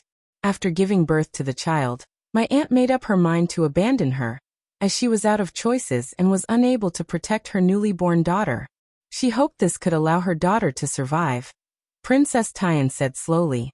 Is that the case? I never thought that Shi Hao, would actually have a younger sister. What about afterwards? What happened to my sister? Is there any news? The fifth prince was greatly surprised before questioning in concern. Princess Tian shook her head. Her face was gloomy. The pursuit had forced aunt and uncle to extremely dire straits. They fled across the entire cloud plain, where they were so heavily injured that they almost lost their lives many times. The situation was so dangerous that they did not even know where they had abandoned their daughter. They don't know about her situation right now. It's just that after uncle became the emperor, he offended far too many people for his revenge, so they never dared to make the fact that they had a daughter public. They were afraid that their enemies would find their daughter first. As a result, they could only send trusted subordinates to scour the entire cloud plain secretly. However, it has been so many years, and there's still no news. Princess Tian looked at Shi Hao after speaking up to there. She said, Shi Hao, you understand how important this matter is, right? You can't tell anyone about it. Shi Hao nodded sternly. Shuaixian, I understand. I never thought there would be a secret side to the story of why my uncle changed so much and became so merciless. Now, I don't feel like my uncle has gone overboard at all. At this moment, a guard's voice rang out from outside. Fifth Prince, Princess Tian, Jianshan has come running. He says he wants to see Princess Tian, due to something important. Jianshan has come running? What does he want to do? The fifth prince and Princess Tian were doubtful. Very soon, the carriage came to a halt and the prince and princess dismounted. They hovered in the air as they stared at Jianshan, who had come running after them. Jianshan clasped his fist towards the fifth prince before telling the princess, Princess Tian, can we step aside to talk about something? The princess nodded before immediately flying to somewhere far away with Jianshan. The fifth prince stood with his arms crossed. He stared at them from afar and was filled with doubt. He mumbled to himself, that's strange. Jianshan is suddenly looking for Shuaixian. Why? In the distance, Jianshan cast down a barrier that isolated sound before taking out an embroidered box from his space ring. He said sternly, Princess Tian, there's something I must request you to do for me. Please directly give this box to the Empress or the Shi Emperor. Princess Tian accepted the box curiously. She examined it in her left hand and asked in confusion, Jianshan, what is this? Just treat it as a little gift for the Empress and the Shi Emperor from me. They might like it. However, you must get the Empress or the Shi Emperor to personally see what is inside. Jianshan said extremely solemnly, as if he was telling her to do something extremely important. Okay, I'll personally deliver it to aunt and uncle, said the princess before returning to her carriage and leaving with the fifth prince. Jianshan did not leave. He hovered in the sky as he stared in the direction that the carriage had disappeared off to. He thought, although I also crafted that pendant on a whim, both the appearance and engravings are exactly the same as the pendant I saw from Shiyu. Apart from the fact that the material is nothing special. If Shiyu really is the lost daughter of the Shi Emperor, they'll naturally recognize it once they see the pendant. If not, there's nothing for me to lose. It's not like the Shi Emperor and the Empress will be offended. In the next few days, the number of people who visited Jianshan decreased. It gave Jianshan a few days of peace. In the next few days, the number of people who visited Jianshan decreased. It gave Jianshan a few days of peace. However, during that time, the emperor of the Xiandao Empire had come looking for Jianshan. He wanted to propose an engagement with Jianshan, where his two daughters, Xinger and Lan'er, would be engaged to Jianchen. Naturally, Jianchen objected this matter, turning him down without any hesitation at all. Even though he had learnt that the two princesses possessed special constitutions from Fei He, he had no such intentions. Aside from that, the Skycloud Sect, one of the peak sects of the Xiandao Empire, had sent a god king to the imperial palace.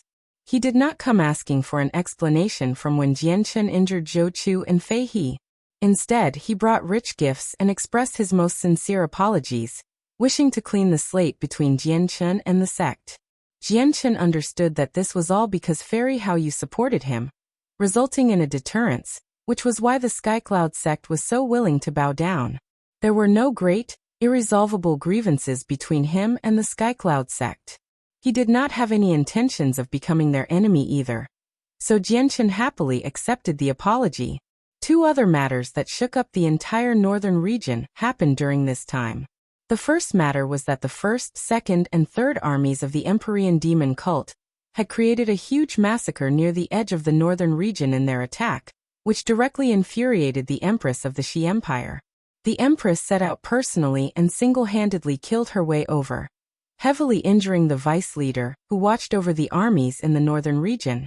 With that, the movements of the Empyrean demon cult came to a temporary halt in the northern region. The second matter was even more shocking. After being locked in a stalemate with the Xi Emperor for several days, the ancestor of the heaven-cracking sect finally came to terms with the Xi Emperor, handing over the two great elders who had once taken part in the hunt. The news that the heaven-cracking sect had come to terms created a huge shockwave among the various powerful organizations in the northern region. They were all astounded. The heaven-cracking sect also possessed a chaotic prime. Even the imperial family of the Xi Empire had to treat them with respect at other times. However, the ancestor of the heaven-cracking sect actually chose to give in to the Xi Emperor's forceful demands, handing over his two infinite prime great elders. The entire heaven-cracking sect only possessed 3 great elders. No one dares to refuse the Xi Emperor with his might. The Xi Emperor's prestige became even greater after this. People praising the Xi Emperor could be heard everywhere in the northern region. The matter between the Xi Emperor and the heaven-cracking sect has finally come to a conclusion. I hope the seal over the northern region will be released soon. Jianchen sat in the imperial palace as he stared at the tremendous formation in the sky. He was secretly eager. I've completely refined the poison in these plant cores and monster cores. At this moment, Jianchen heard Fei He's voice.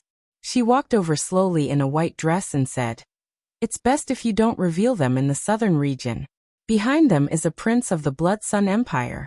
The status of the Blood Sun Empire in the southern region is equivalent to the Xi Empire in the northern region.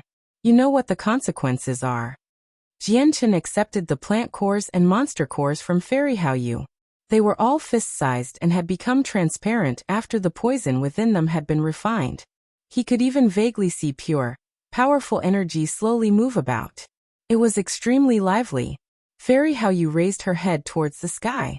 She stared at the barrier of light that sealed the entire northern region and said, "Since the matter between the Xi Emperor and the heaven-cracking sect has reached a conclusion, this seal shouldn't last for too long. Tomorrow, some people from the Xiandao Empire will be moving against a large sect that they have grievances with. Once I complete this deal with the Xiandao Empire, I will probably leave the cloud plane and return to the Moon God Hall." Fei He struggled to remain calm when she mentioned the Moon God Hall. Her feelings fluctuated slightly. It has been so many years. I wonder how the Moon God Hall is right now. Has my father discovered Nan Potion's schemes? It's a pity that the cloud plane is just too far away from the Moon God Hall. It's impossible to find any information about it here at all. A sliver of worry appeared on Fei He's face. Fei He, this Nan Potion must be very powerful, right? If the matters really develop to a point where all the odds are against you, just come back, Jianchen said with hesitance. Although he did not know what was happening with the Moon God Hall, it was quite easy to guess a few things from Fei He's words. In the past, Nan Potion approached peak chaotic prime, but he was quite a lot weaker than my father. If Nan Potion comes to the cloud plane, probably no one can match up to him as long as grand primes don't appear. In the past, it was because I discovered his schemes against the moon god Hall that I suffered to his hand. In the end, my body was destroyed, and my soul accidentally fled to the lower world. Fairy How You growled as killing intent flickered in her eyes. Jianchen sank into his thoughts from that. After a while he said seriously, Fairy How You, I'd advise you to go to the moon god Hall later. Increase your strength as much as you can first. If the moon god Hall really has fallen for Nan Potion's schemes, you won't be of any help even if you return given his strength. Fairy How You nodded gloomily. Of course, I understand that, but I'm running out of patience. It has already been so many years. No matter what the situation is, I have to go back to the moon god Hall to take a look. Otherwise, I won't be at peace. There was confidence in Fairy How Yu's words. Jianchen also felt helpless when he saw how he could not persuade Fairy How Yu. After a moment of silence he suddenly asked, Where's the moon god Hall? Fairy How Yu glanced at Jianchen slightly and said, It's on the ice pole plain, the place where one of the 7 grand exalts of the saints' world, the ice goddess, stayed. It's also one of the 7 great sacred plains of the saints' world. Fairy How Yu paused before continuing. The cloud plane is extremely far away from the ice pole plane. Just the amount of 5-colored divine crystals needed to take the teleportation formation between planes is extravagant. It's enough to bring an ancient empire to its knees. Even Sister Tian Shuang can't afford this price. It's because I made a deal with the Xiandao Empire, where I would deal with one of their greatest enemies, that they're willing to provide me with enough divine crystals. In the morning of the next day, Fairy How Yu left with Tian Shuang and 2 other infinite prime ancestors of the Xiandao Empire silently. Soon after they had left, the formation that sealed up the entire northern region vanished. The Shi Emperor had finally removed his seal on this day. The moment the seal was removed, Jianchen suddenly stood up in his luxurious hall. With a flash, he arrived outside and he looked at the sky. He had already waited too long for this day. Fantastic! I can finally leave the northern region, Jianchen said excitedly as he stared at the sky. Without hesitating at all, he immediately went to find the Emperor, wanting to leave through the teleportation formation of the Xiandao Empire. He was already filled with worry. Now that the seal was removed, he did not even have the time to bid farewell to Fairy How Yu. He wanted to return to the southern region as soon as possible. I wonder if Princess Tian has given the box to the Empress or the Shi Emperor. However, I'm not certain whether Shi Yu is actually their daughter or not. It's just my guess. However, I clearly can't just wait here for the outcome of an unlikely guess. If she isn't their daughter, waiting here is just wasting time. It's throwing everyone from the Tian Yuan clan into danger. If she is, the Shi Emperor will definitely come to the southern region given his love for his daughter.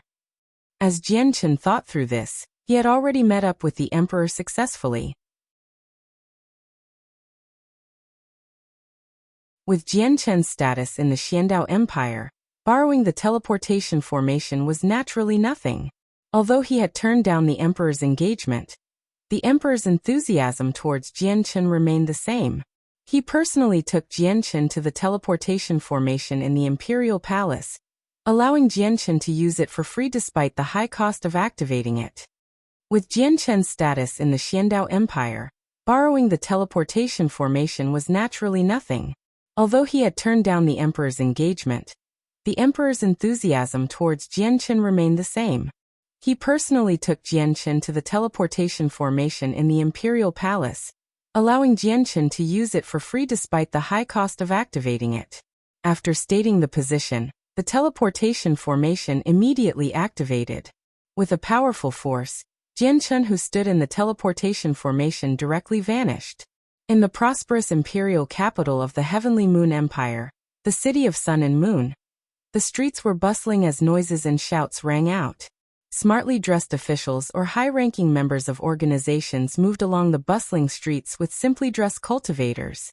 Endless stores filled the 2 sides of the streets and were crowded with people. As an ancient empire that was on the same level as the Xiandao Empire, the Heavenly Moon Empire naturally possessed an imperial capital that was no less impressive than the one in the Xiandao Empire. A few people with quite some status in the southern region gathered here. In the center of the city of Sun and Moon was a castle-like structure.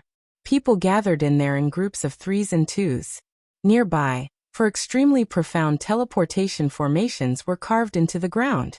2 of the teleportations were relatively smaller. They were roughly 10 meters in diameter. As for the other 2 teleportation formations, they were larger, a total of 30 meters wide. Not only were the pulses of energy that they gave off stronger, but the inscriptions were also more complicated and profound. All the people in the castle handed over different sums of divine crystals to an old man there before jumping onto the teleportation formation that was only 10 meters wide and leaving. The second teleportation formation of the same size would flicker with white light from time to time. Each time the white light dispersed, groups of people of varying sizes would appear. One was an entrance, while the other was an exit. Compared to the 2 10-meter-wide formations, the 2 other formations were much more desolate. They would not be used even over several months. However, at this moment, one of the 30-meter-wide formations suddenly emitted a pulse of powerful energy. The energy was so powerful that it was several times greater than the 2 10-meter-wide formations. The regional teleportation formation is responding. Someone is coming from another region. The regional teleportation formation is only used once every several years. It costs an astronomical amount of divine crystals every time.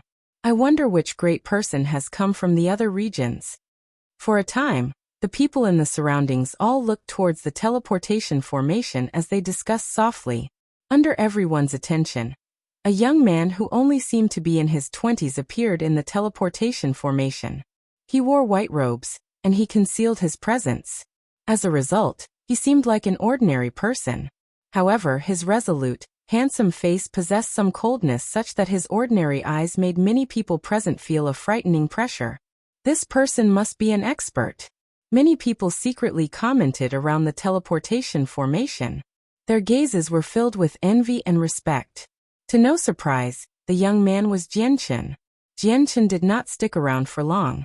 Once he left the teleportation formation, he made his way outside the castle. He purchased a map in the imperial capital and hurried off after gaining his bearings. He did not waste any time at all. When he had chosen a path of retreat for the Tianyuan clan before, he had cast down a teleportation formation in the Heavenly Moon Empire. However, the teleportation formation was extremely distant from the imperial capital of the Heavenly Moon Empire. As a result, he needed to hurry to where he had initially cast down the formation. Only then could he return to the divine kingdom of Pingtian in the shortest amount of time possible. As the ruler of the Dong'an province, the Tianyuan clan was clearly rather lethargic. A stifling atmosphere loomed over Tianyuan clan. This was because the patriarch who supported the clan had already vanished for many days. His situation was still unknown. Jianchen was everything to the Tianyuan clan. Even though the clan possessed other overgods, they were nowhere near close to replacing Jianchen. As a result, Jianchen's disappearance had affected the clan greatly. I hope that the patriarch can return safely.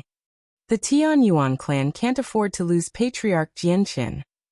At this moment, Mo Ling Andofu, and the former patriarch of the Mo clan, Mo Xingfeng, gathered together. Their faces were all filled with worry. Mo Xingfeng had now become a god after receiving a large number of resources from the Tianyuan clan, becoming an elder of the Tianyuan clan. Right at this moment, their faces froze. Their eyes widened as they stared ahead in surprise.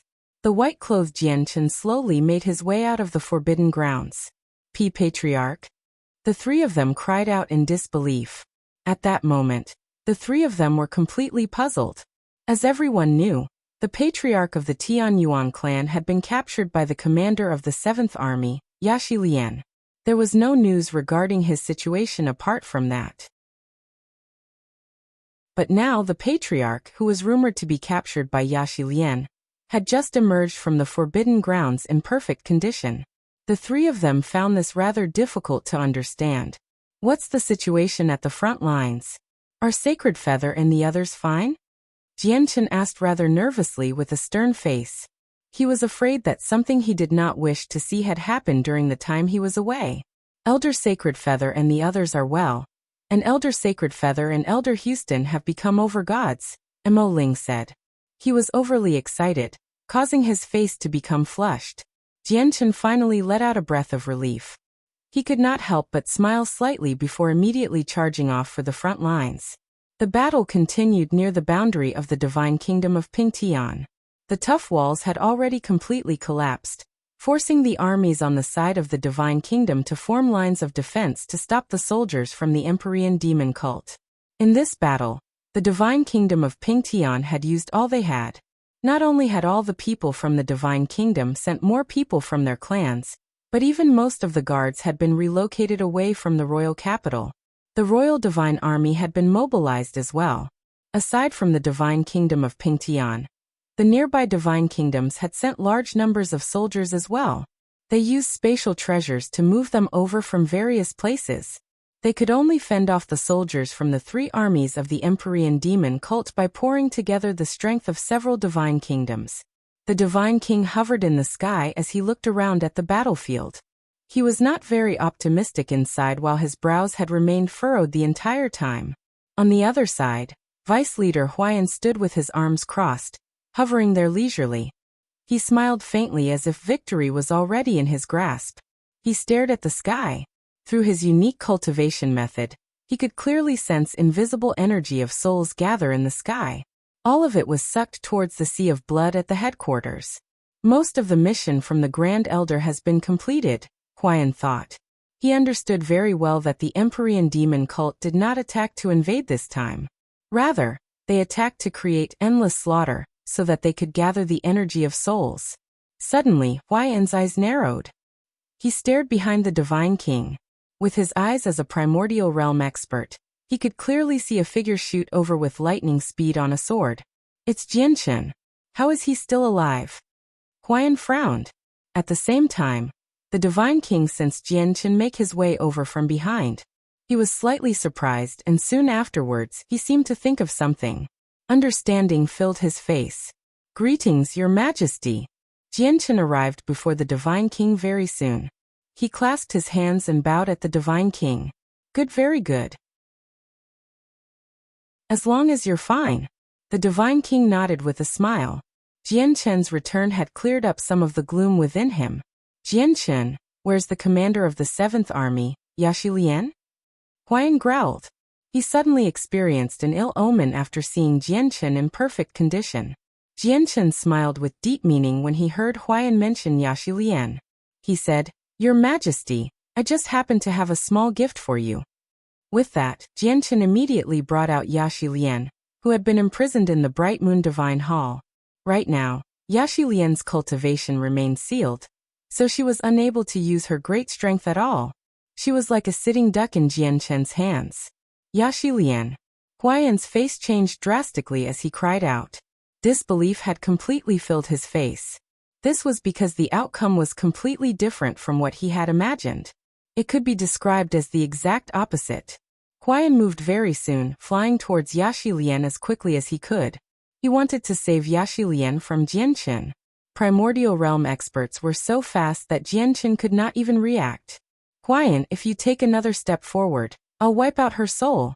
The Divine King's voice rang out. He had already appeared before Jianchen silently with his hand pressed on Yaxilian's head. With his strength as a primordial realm expert, he only needed to press down gently, and Yaxilian's soul would be wiped out instantly. Even Huayan would not be able to save her in time. Huayan came to a halt when he heard the Divine King's words. His face had darkened as he glanced extremely sternly at Yaxilian, who had the Divine King's hand on her head.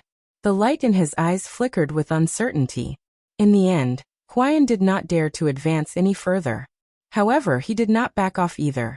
He glared at Jianchen and said coldly, How impressive, Jianchen. I never thought you really did have some ability for even Yaxilian to end up in your hands. There's a primordial realm expert behind this brat.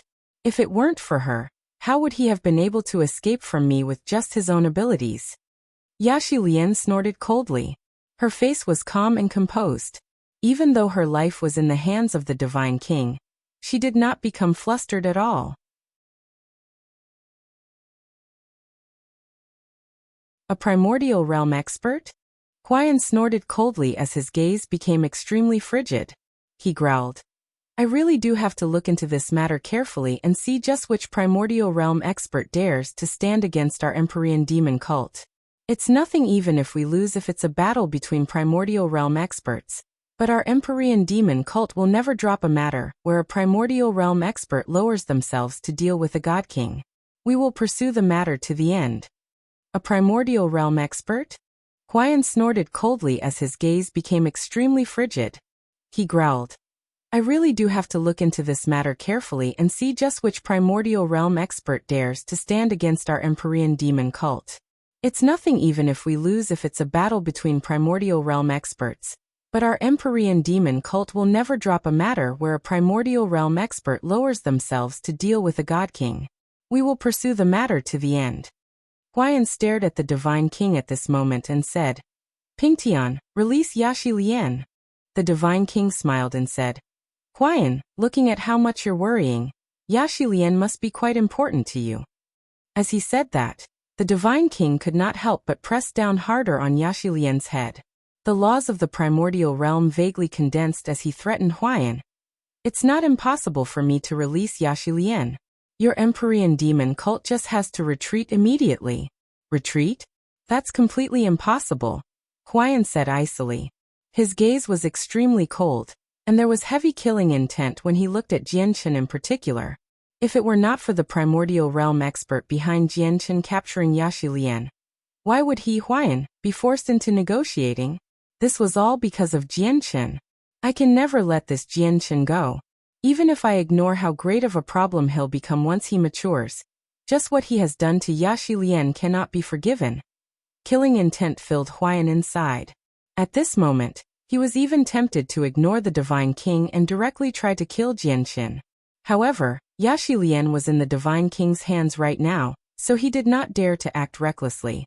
Since your Empyrean demon cult won't retreat, I can only lower myself to personally kill the commander of the 7th Army.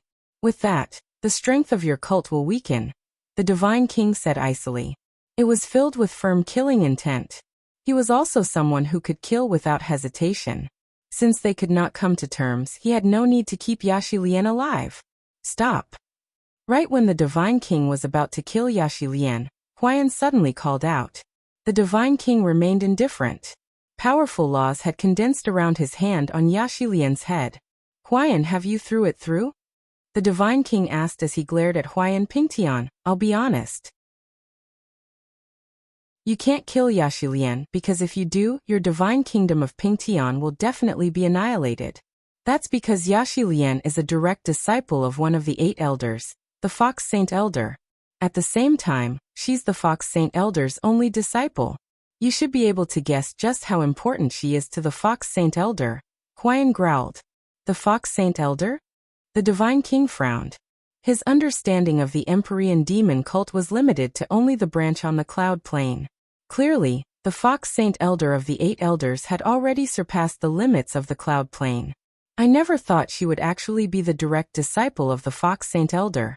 Pingtian, we really can't kill this Yashi Lian because no one is the Fox Saint Elder's opponent in the southern region apart from the Eternal Blood Sun Empire, including us ancient empires.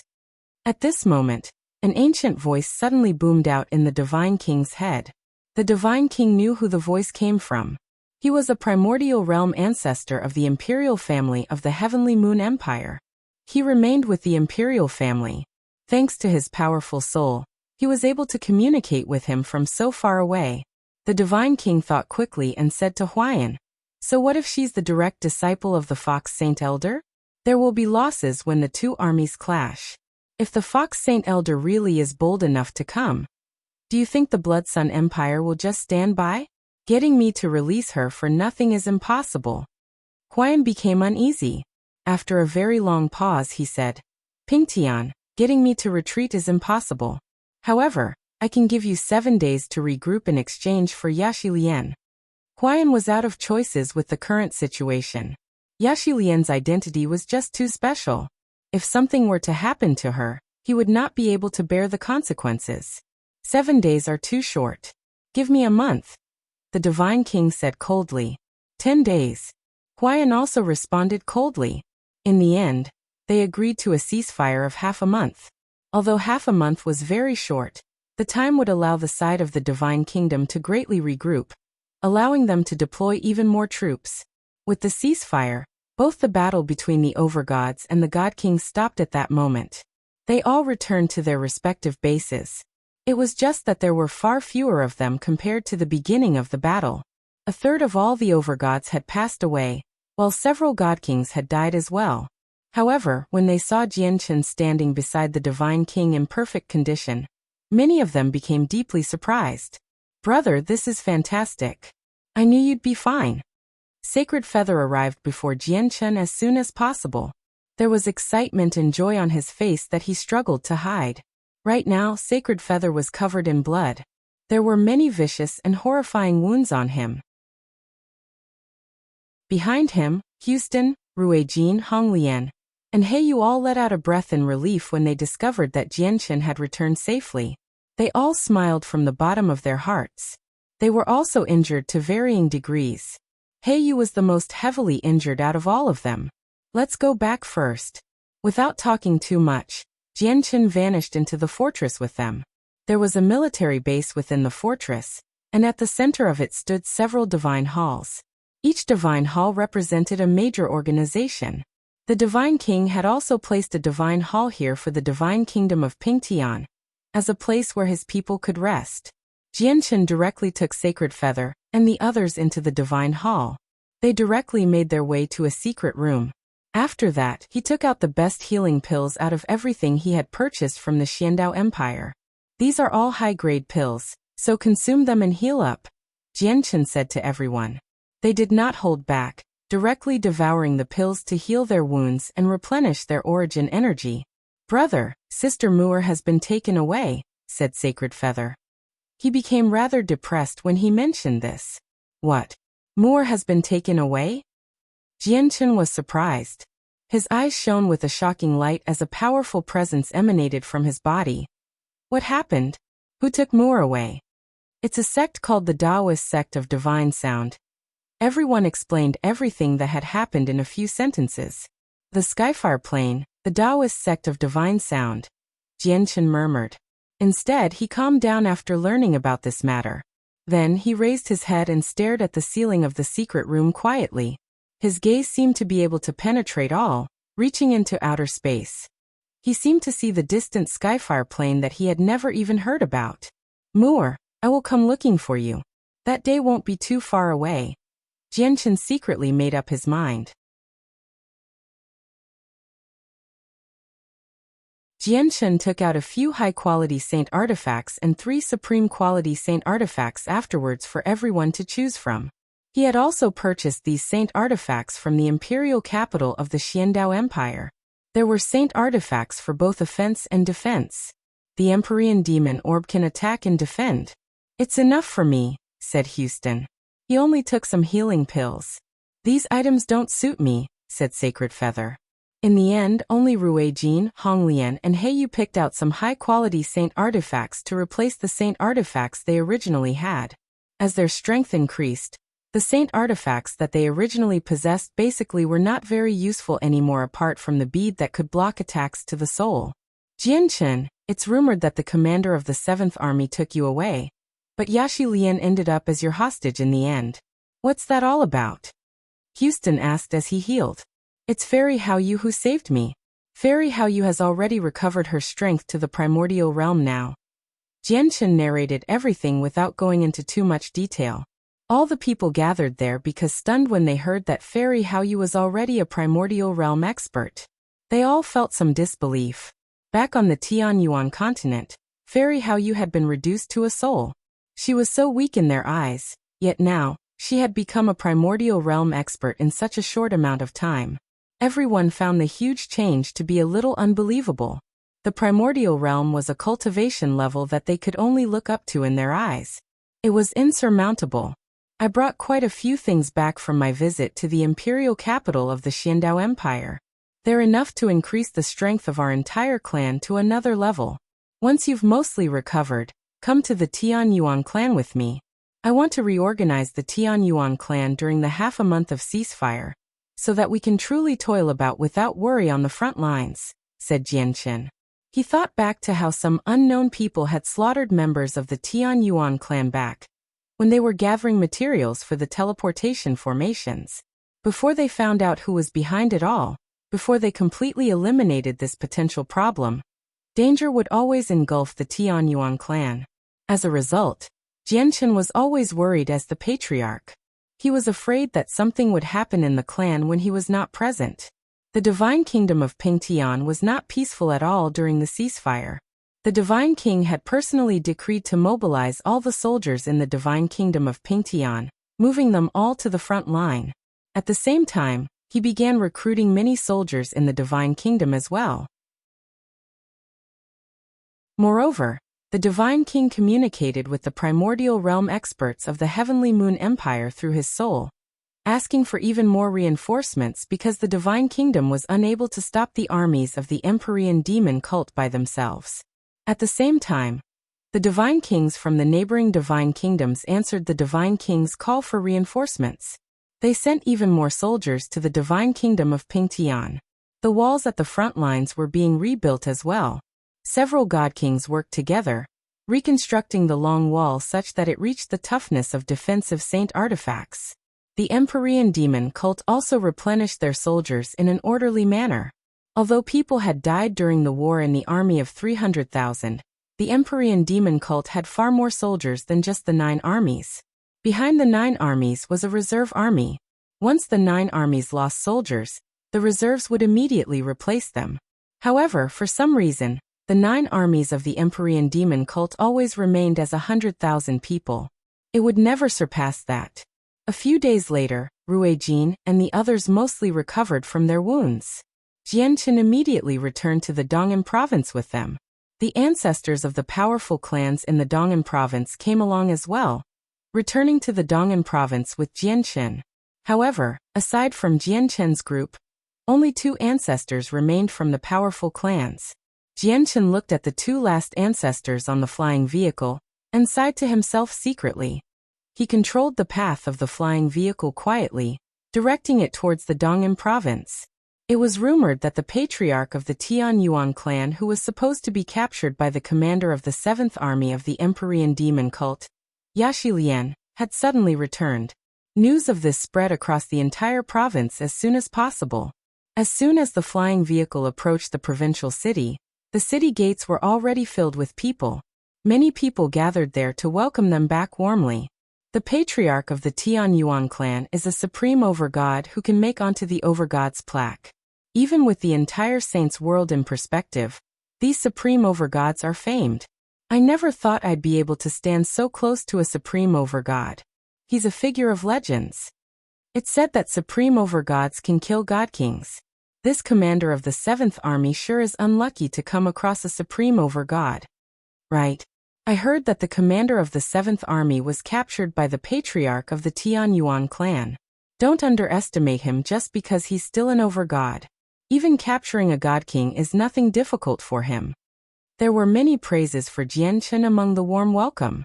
Many people could not help but feel a deep sense of pride when the patriarch of the Tian Yuan clan was mentioned. The flying vehicle directly entered the Tian Yuan clan. All the elders in the clan had already been waiting for quite some time.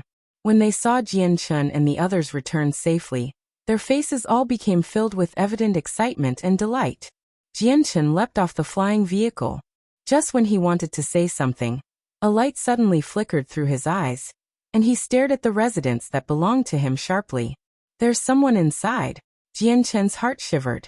He could clearly sense that something was moving around in his room, but he was unable to tell who it was through the senses of his soul. This person's strength completely exceeds mine. I can't sense them at all. Jianchen's heart sank slightly. He felt slightly worried as he directly made his way to his residence. Sacred Feather, Houston, and so on could sense the change with Jianchen.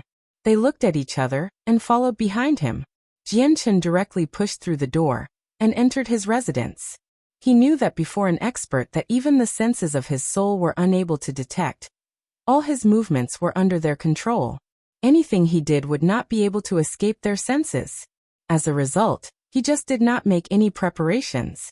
He just waltzed in without trying to hide it at all. I wonder which expert has suddenly paid a visit to my Tianyuan clan. From Mo Ling and Dofu, and the others' lack of response, they clearly don't know about the arrival of this uninvited guest, Jianchen thought. He was troubled. However, after he walked in, he saw a white-clothed woman sitting at a table idly, eating the fruit there. He could not help but become surprised. "Fairy, how you?" Jianchen cried out subconsciously. Surprise had filled his face. Fairy, how you sat there as she wished, biting into the fruit that was originally supposed to be for Jianchen. She looked at Jianchen as if she was smiling and said, "You're so careful even in your own clan. It looks like the famous patriarch of the Tianyuan clan doesn't have a particularly liberating life." Jianchen let out a sigh of relief. He ignored Fairy How Yu's snide comments and said, "Fairy How Yu, you've suddenly appeared in the southern region. It looks like you've completed the matters for the Xiandao Empire." Fairy How Yu stood up. With a wave of her hand, the door to the building immediately closed, locking Sacred Feather and the others who had followed Jianchen along outside. She described it like it was nothing. "This matter is something difficult for the Xiandao Empire to resolve, but it's a piece of cake for me. I've come to take a look at your situation here, and also to bid farewell to you." Fairy How You continued, "Before I go, is there anything you can't deal with? Just tell me, such as that Earth Spirit Sect or something."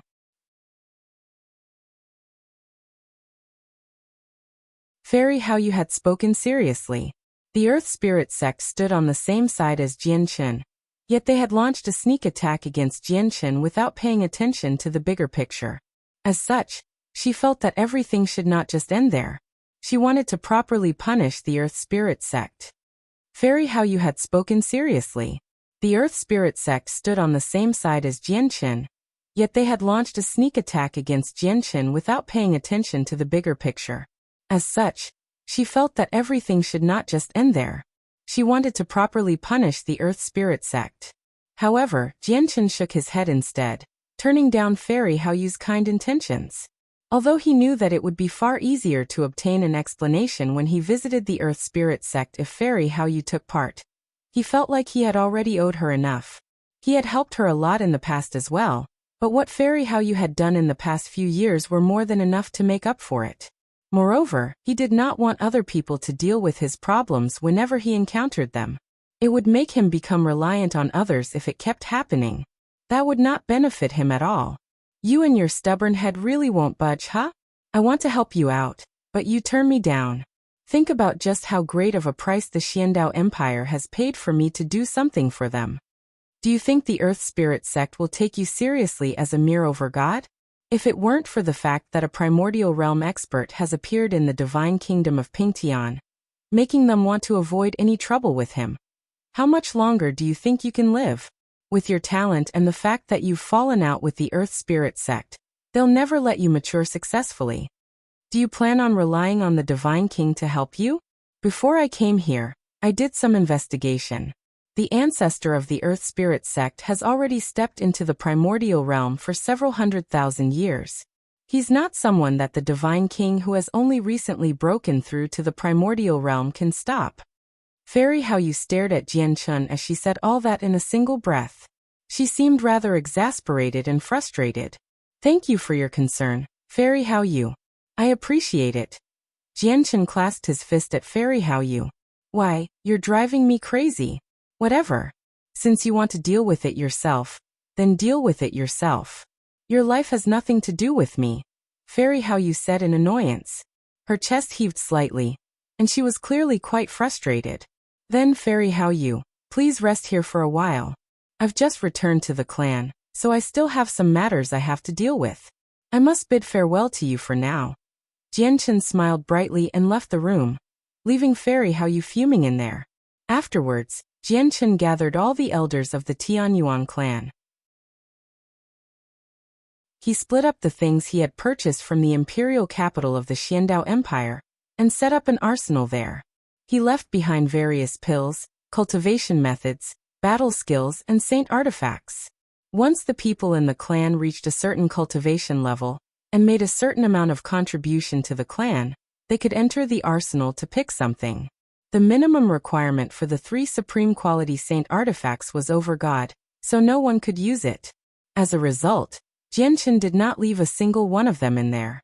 To Jianchen's pity, none of the 3 supreme quality saint artifacts were suitable for him. He had basically searched through all the stores in the imperial capital of the Xiandao Empire, but he failed to find a supreme quality saint artifact that suited him. As a result, he still used the startling rainbow sword. After organizing all that, Jianchen took out 2 sets of formation banners from his space ring. He began setting them up around the Tianyuan clan. One set could attack, while the other could defend. Jianchen had paid an extraordinary amount of divine crystals to purchase the 2 God King level formations in the imperial capital. With the protection of these 2 barriers, he would be truly without worries for the clan as long as God Kings did not come. It would be able to stop all opponents below God King without any trouble at all. A day later, God King level formations enveloped the entire clan, giving off powerful pulses of energy. Jianchen stood in the clan as he stared at the 2 sets of formations that were already in operation. Finally, he revealed a somewhat victorious smile. He really could stop worrying about the Tianyuan clan now. I really don't have to worry either with these 2 formations, Shenjian uttered quietly as he appeared before Jianchen. He also stared at the formations.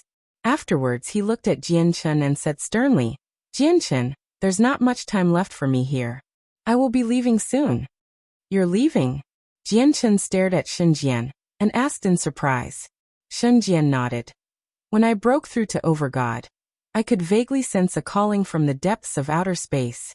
Afterwards, as my strength increased, this calling became more and more powerful. It was just that you needed my help at that time, so I stayed behind.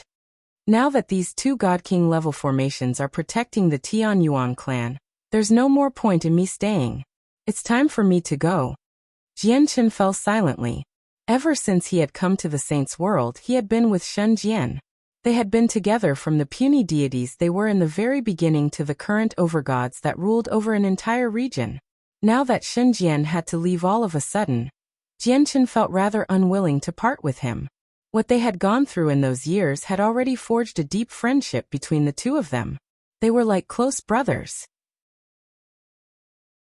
Once they separated, it would definitely be a long time before they met again. They had no idea when that would happen. As a matter of fact, they did not even know whether they would be able to meet each other again or not in the Saints' world that was filled with danger.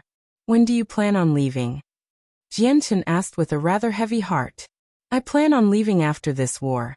Shenjian stared deeply at the sky and said indifferently. In the blink of an eye, over half of the period of ceasefire had passed. The next morning, Fei He called Jianchen over. She directly cut to the chase after seeing Jianchen.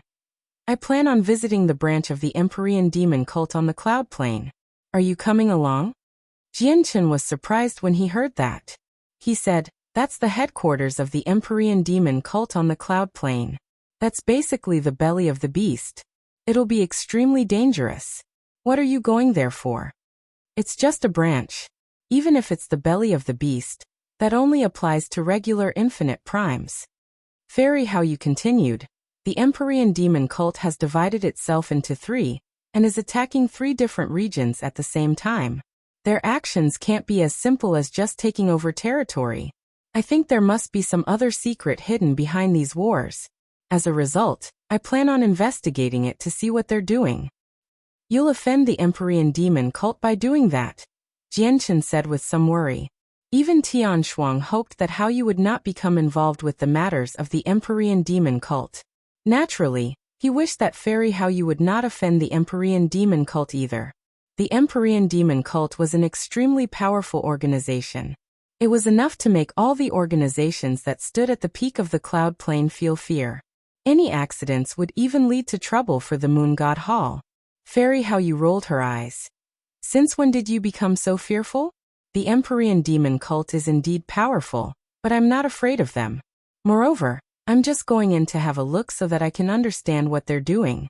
It's not like I'm destroying their entire branch. And right now their 3 vice leaders just happen to be out.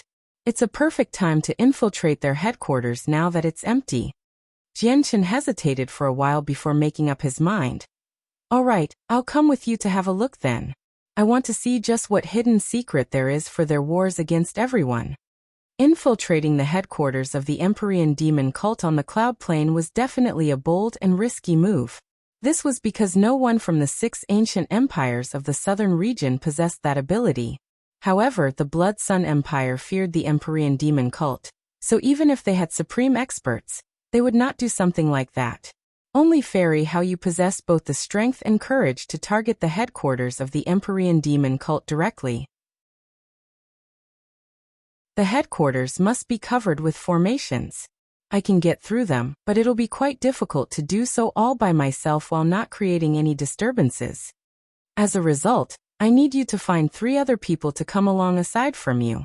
I'll teach the 4 of you the moonlight illumination formation so that you can assist me, added Fei He. Jianchen became rather hesitant after he heard Fei He's words towards the end. He said while lacking in confidence, "But the people I can find right now are only overgods at best. The formations at the headquarters of the Empyrean demon cult must be extremely powerful. Can it work with our strength?" Jianchen became rather hesitant after he heard Fei He's words towards the end. He said while lacking in confidence, "But the people I can find right now are only overgods at best. The formations at the headquarters of the Empyrean demon cult must be extremely powerful. Can it work with our strength? I don't need you to break through the formations. I only need the 4 of you to create the moonlight illumination formation, to cover the disturbance I make," said Fei He. Jianchen pondered over the matter seriously and said, "All right, I'll go contact them right now." Jianchen left soon afterwards. He called in Shenzhen, Sacred Feather, and Houston, sternly telling them the situation in detail. What? Fei He wants to infiltrate the headquarters of the Empyrean demon cult? Shenzhen, Sacred Feather, and Houston were all shocked. They became extremely stern. That's right. Fei He should possess the ability to do so. However, she needs our help to not alert anyone when she breaks through the formations. Are you coming? Jianchen asked seriously. Shenzhen, Houston, and Sacred Feather said nothing. What Fei He wanted to do stunned them. In their eyes, she was simply too bold. Shenzhen said after a while of thought, "With the current situation, it's impossible for our war against the Empyrean demon cult to end quickly. If the war continues, it'll be extremely bad for everyone. Even we ourselves may die if it is prolonged. If we can enter the headquarters of the Empyrean demon cult and tamper with some things through Fei He, we might be able to end the war sooner." Jianchen, when do we move? Houston asked. Clearly, he had made up his mind. In the end, Sacred Feather expressed his thoughts as well. He had basically grown up with Jianchen, going wherever Jianchen went. Even if he knew that certain death awaited him, he would not hesitate at all. Before we go to the headquarters of the Empyrean demon cult, we need to learn the moonlight illumination formation, said Jianchen. Afterwards, Jianchen, Sacred Feather, Houston, and so on told everyone that they would be in seclusion to heal, and that no one was to disturb them. They also activated the God King level formations to envelope the entire clan before leaving the Dong'an province with Fei He silently. In an ancient mountain range extremely distant from the divine kingdom of Pingtian, there was an extremely well-hidden gorge. It was several thousand meters deep, and a thick layer of vegetation covered its entrance. It was very difficult to discover its existence from the outside. The gorge was triangular in shape, where it was narrow at the top and wide at the bottom. The entrance was only around a dozen meters across, while the bottom of the gorge was several thousand meters wide. At this moment, gentle moonlight illuminated the depths of the gorge that were supposed to be pure black. Powerful pulses of energy emanated outwards, forming a tremendous pressure that crushed all the plants at the bottom of the gorge to pieces. It had been 3 days already. Jianchen, Shenzhen, Houston, and Sacred Feather currently stood in a special position, creating a formation. A white light completely composed from moonlight force covered a range of several thousand meters from them. The 4 of them bathed in the gentle moonlight as it glistened. However, at a closer glance, it was quite obvious that this moonlight force did not originate from their own powers. Instead, it all originated from a crystal in their hands. The four of them controlled the moonlight force in the crystal to create the moonlight illumination formation together. Fairy How you hovered in the air. She stared at the formation from the four of them nearby and said, "There are basically no problems left with the moonlight illumination formation.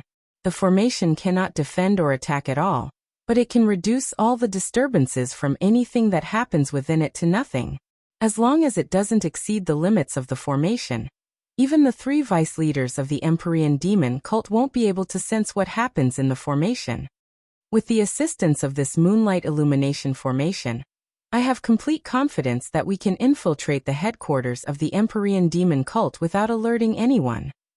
Let's go then. It's time for us to set off." Afterwards, the five of them left the hidden gorge and directly headed towards the headquarters of the Empyrean demon cult on the cloud plain. There was a region of extremely desolate plains in the southern region of the cloud plain. The sky was filled with endless darkness, where sunlight never reached, while the ground of the entire region was crimson. It was all dark red as if it had been watered with blood. The place seemed to be in eternal darkness. In the depths of the desolate and deathly silent lands stood a majestic castle. The castle was extremely large and completely dark red as if it had been covered by blood.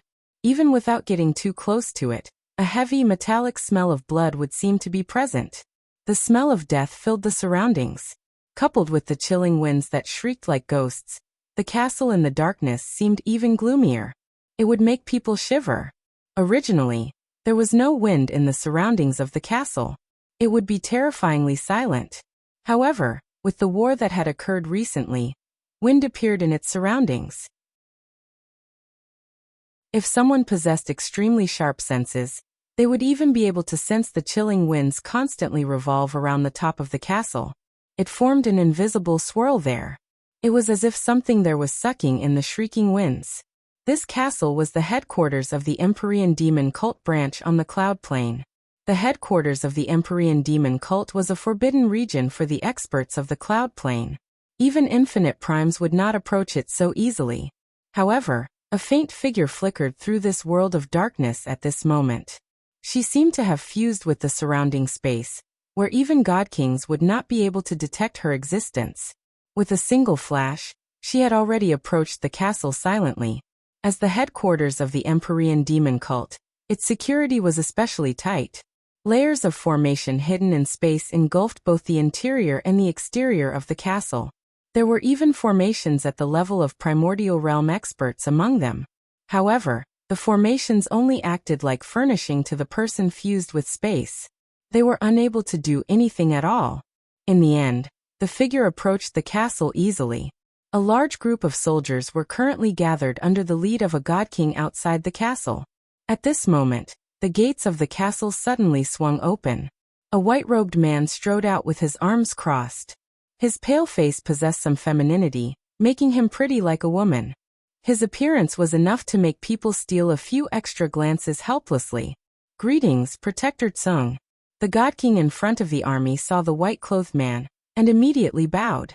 The man nodded and said coldly, "Vice Leader Huayan has orders for you to set off immediately. Remember, you must complete the Vice Leader's mission cleanly. Leave the Divine Kings to the Protectors from the Hall of Protectors." "Yes, sir."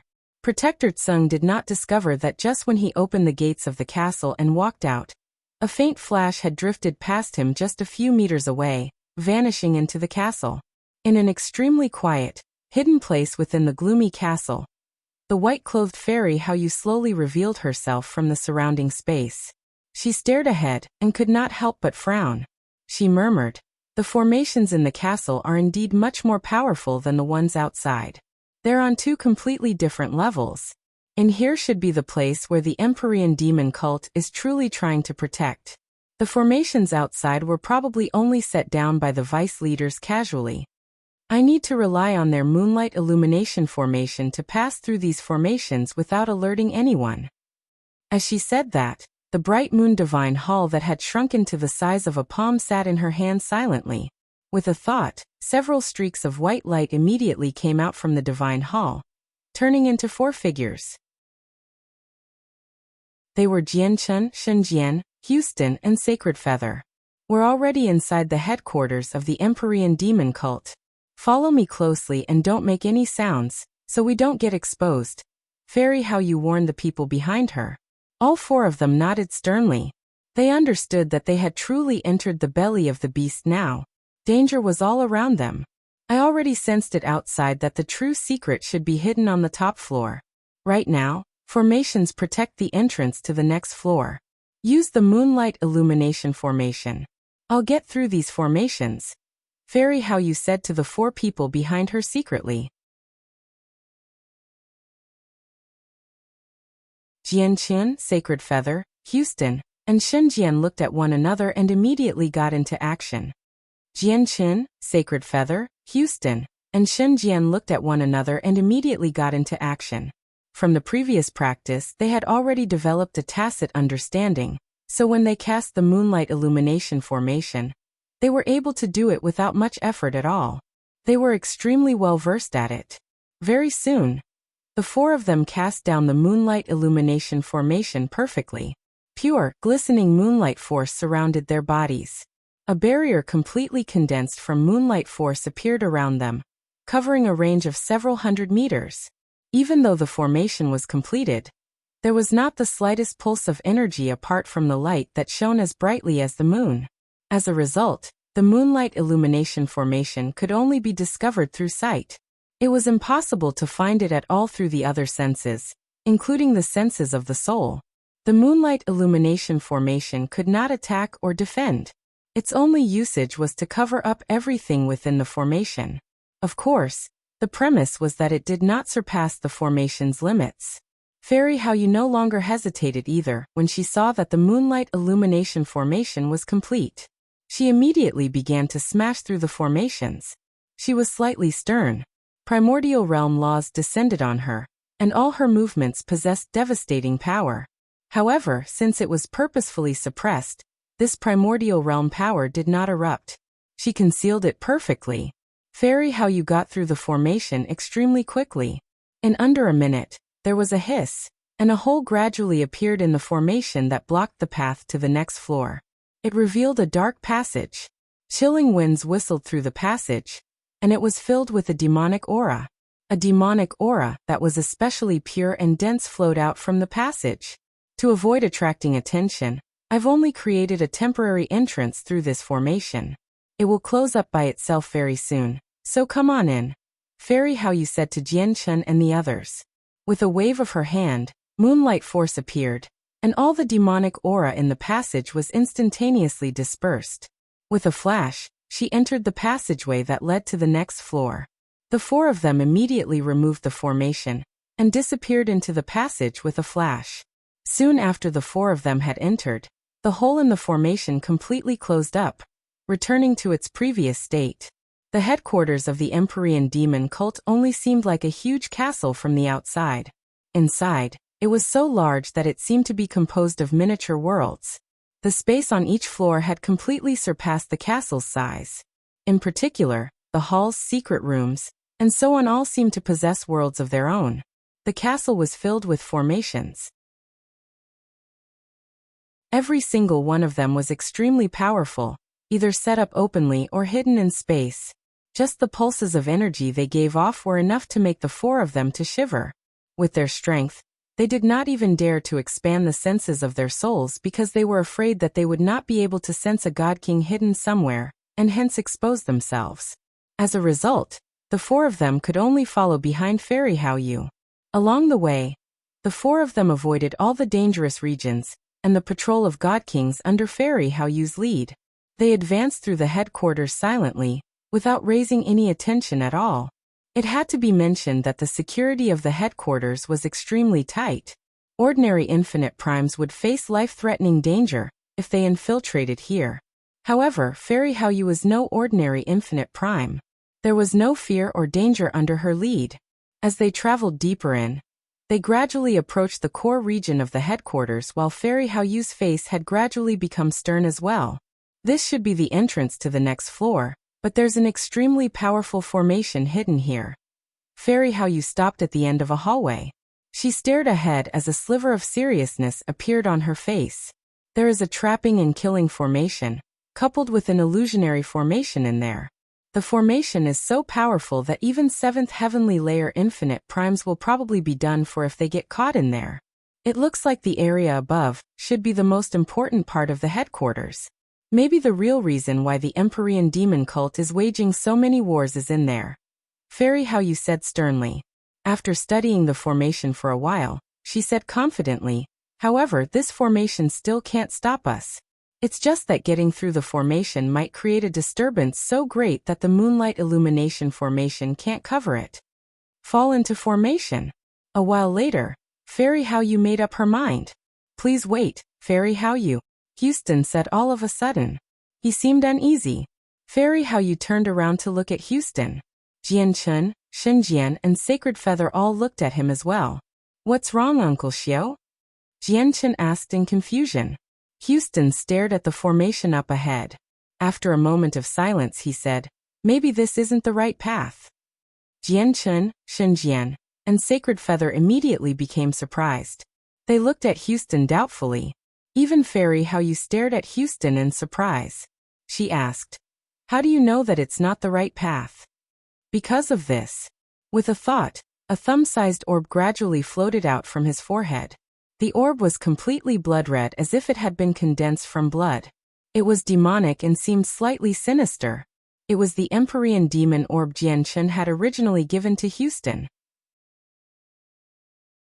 Fei He studied the Empyrean demon orb for a while and said, this is a demonic god artifact of quite a high quality. It looks like you've gained the artifact's spirit's recognition since you are able to use this god artifact with your current strength. Houston nodded. He had learnt about the artifact spirit of the Empyrean demon orb long ago. He said, the artifact spirit just told me to take another path. After a moment of thought, Fei He said, then lead the way. The 5 of them changed their path. Houston was responsible for leading them afterwards, allowing them to directly travel towards where the Empyrean demon orb told him to go. Before long, the 5 of them stopped. It was not because they did not want it to stop, but that they had reached a dead end. They had run out of places to go. There's no formation here. It's a dead end. Fei He furrowed her brows after studying the surroundings. However, at this moment, the Empyrean demon orb began to shine with a dazzling red light that surrounded all of them.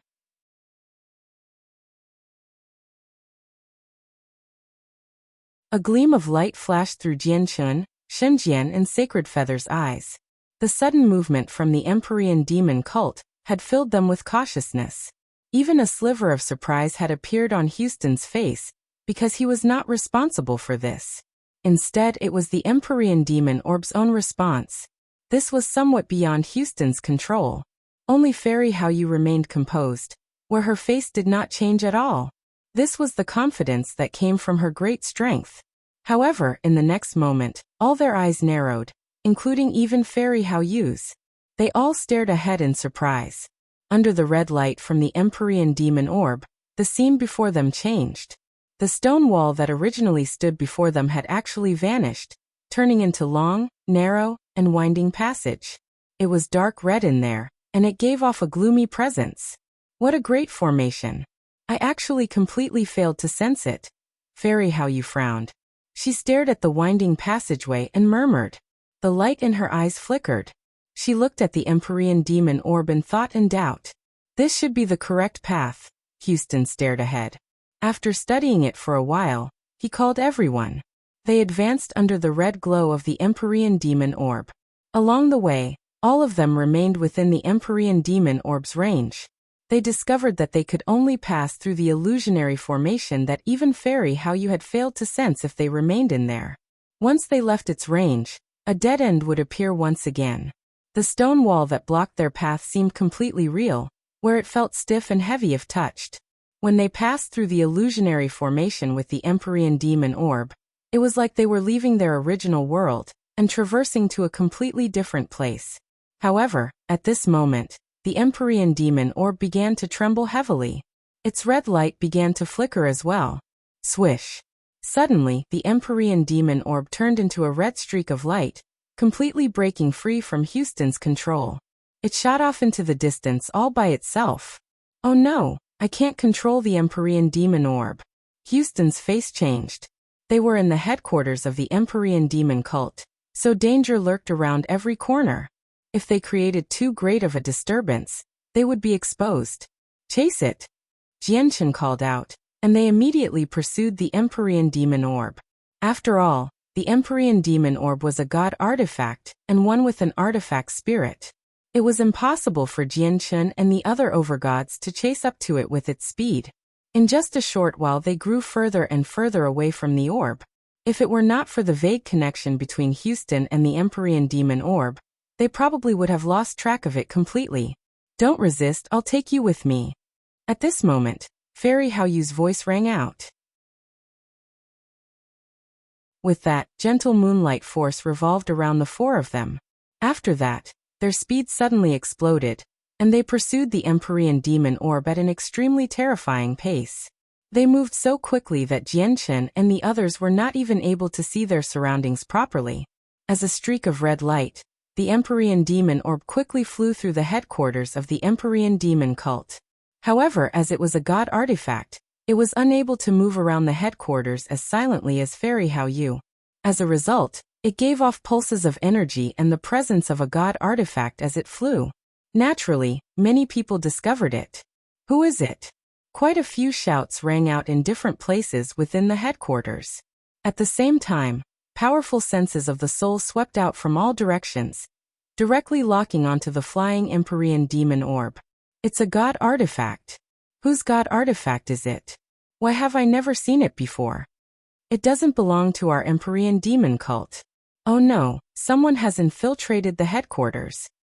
Immediately, people flickered in the surroundings. God kings either emerged from secret rooms or space covered by formations. They hurried over from all directions as they pursued the Empyrean demon orb. The headquarters have been infiltrated. Quick, contact the vice leaders. An elder god king hovered in the air. His eyes shone brightly. He locked onto the Empyrean demon orb with the senses of his soul, as his voice rang through the entire space. However, the castle was covered in formations inside, and there were several spaces. The region where Jianchen and the others had entered with the help of the Empyrean demon orb clearly belonged to another space within the castle. As a result, the elderly god king's voice only rang through there, and not the entire castle. However, even with that being the case, the elderly god king managed to alert all the god kings around. But at this moment, the white-clothed Fei He appeared silently behind the elderly god king. She placed her slender, white hand onto the god king's head and pressed down gently. With a bang, the god king's head exploded loudly. His soul was directly wiped out. He was a mighty god king, yet he had just died like this. He could not put up any resistance at all. He did not even know who has killed him before he died. Fei He hovered in the air. Moonlight force revolved around her. She stared at the surroundings coldly and formed a seal with both hands. A circular palm-sized moon hovered from her hands. The energy it possessed was so terrifying that it was enough to devastate the surroundings. It made Jianchen and the others pale in shock. In the next moment, the moon suddenly shattered, turning into several dozen finger-sized strands of moonlight force. Like arrows, they shot into the surroundings with frightening might. Spurt! Spurt! Spurt! Spurt! In that space, the moonlight force struck all the god kings that had revealed themselves without any exceptions. Before they could even cry out, their souls were shattered and dispersed. At that moment, the entire space fell quiet. Jianchen, Sacred Feather, Houston, and Shenjian stood behind Fei He. After personally witnessing Fei He killing so many god kings with ease, they all felt deeply shocked. Even though they knew primordial realm experts were very powerful, they could not help but feel astonished when they personally witnessed the might of one. These god kings were not weak. Any single one of them would be far more than what the four of them could handle. They would not even be able to escape. However, they were so weak before Fei He. God kings were truly like ants. We have already been exposed. The three vice leaders should return very soon. Fei He said gently. Originally, she was confident about infiltrating the headquarters completely silently, without raising any attention. However, the Empyrean demon cult had foiled all of this. However, Fei He did not bicker over the matter. She hurried off with Jianchen and the others, directly chasing after the Empyrean demon orb. When Fairy Haoyu caught up to the Empyrean demon orb, the orb had arrived beside an extremely huge pool of blood. The pool of blood really was tremendous. It was like an ocean, stretching as far as the eye could see. Huge waves would churn in the sea of blood, striking the space as waves stretched several hundred meters tall, creating great booms. Chilling winds blew in the sky above the sea of blood. It formed an extremely great swirl. Vaguely, countless faces seemed to appear and wail out. This seemed like living hell. It was terrifying and horrifying. Jianchen, Shenzhen, Houston, and Sacred Feather stood at the edge of the pool of blood. They gazed at the boundless ocean, and they were all very stern. This should be the greatest secret of the Empyrean demon cult. They're waging wars to create this. Fairy Haoyu stared at the churning sea of blood. Afterwards, she stared at the whistling winds in the sky, and after a moment of thought, she murmured, "They've created an ocean from blood and condensed 9 blood beads through a formation by absorbing the energy essence from the blood. They've also gathered all the energy from the souls of the death, extracting their essence to refine 9 soul beads through these formations. What is the Empyrean demon cult trying to do? What blood beads and soul beads?" Jianchen asked. He also studied everything before him, but he found nothing aside from the sea of blood and the chilling winds. There are 9 blood beads that possess great energy at the depths of the sea of blood, while the chilling winds in the air are not actually wind. It's the energy of souls drawn over by formations, and there are also 9 soul beads in the energy of souls. "You can't see these things yet with your strength," said Fairy Haoyu. Jianchen said grimly, "Has the Empyrean demon cult been waging wars to collect blood and energy of souls to condense these blood beads and soul beads? Why would they do that?" Fairy Haoyu shook her head. "I'm not certain about this. The essence of energy in the blood beads can allow the cultivation of a person to skyrocket, while the energy of souls in the soul beads can power up a person's soul. However, they're all condensed from low-level cultivators in the end, so the effects are almost non-existent to high-level cultivators. There's no need for the Empyrean demon cult to go to such lengths for all of this with their current strength." Fairy Haoyu looked at the surroundings of the pool of blood, and she became stern. She said grimly, "Moreover, there's an extremely powerful formation that protects the pool of blood. It's so powerful that it frightens even me. If a person falls into the formation, they're done for even if they're a chaotic prime. It looks like this pool of blood is much more important than anything else in the Cloud Plane branch of the Empyrean demon cult from how powerful the formation is. I really don't think there's anyone else with the ability to cast down such a terrifying killing formation in the Empyrean demon cult apart from their legendary Great Elder."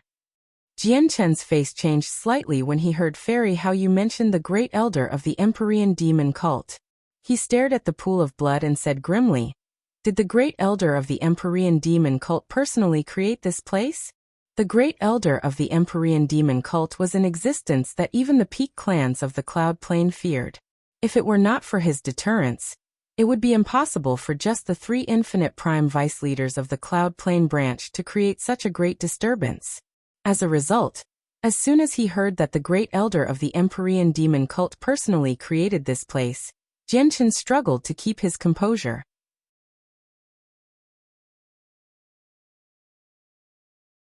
At this moment, the boundless sea suddenly became even more turbulent. Even the chilling winds formed from the tremendous energy of souls grew stronger. The light in Fairy Haoyu's eyes flickered. She stared at the sea of blood ahead and said, "The Empyrean demon cult is currently massacring lives. They're using all those lives to condense the 9 blood and soul beads, so that the 9 blood and soul beads can constantly absorb the essence from the sea of blood, and the energy of souls to reach higher qualities. If these blood and soul beads aren't removed, the massacre of the Empyrean demon cult will not stop. They will continue until the beads reach a state that they are satisfied with. Fairy Haoyu, can we remove these 9 blood and soul beads so that the Empyrean demon cult won't continue like this?" Jianchen asked. Fairy Haoyu shook her head powerlessly. She sighed gently. "The formation that protects this place is too powerful. I am powerless before it."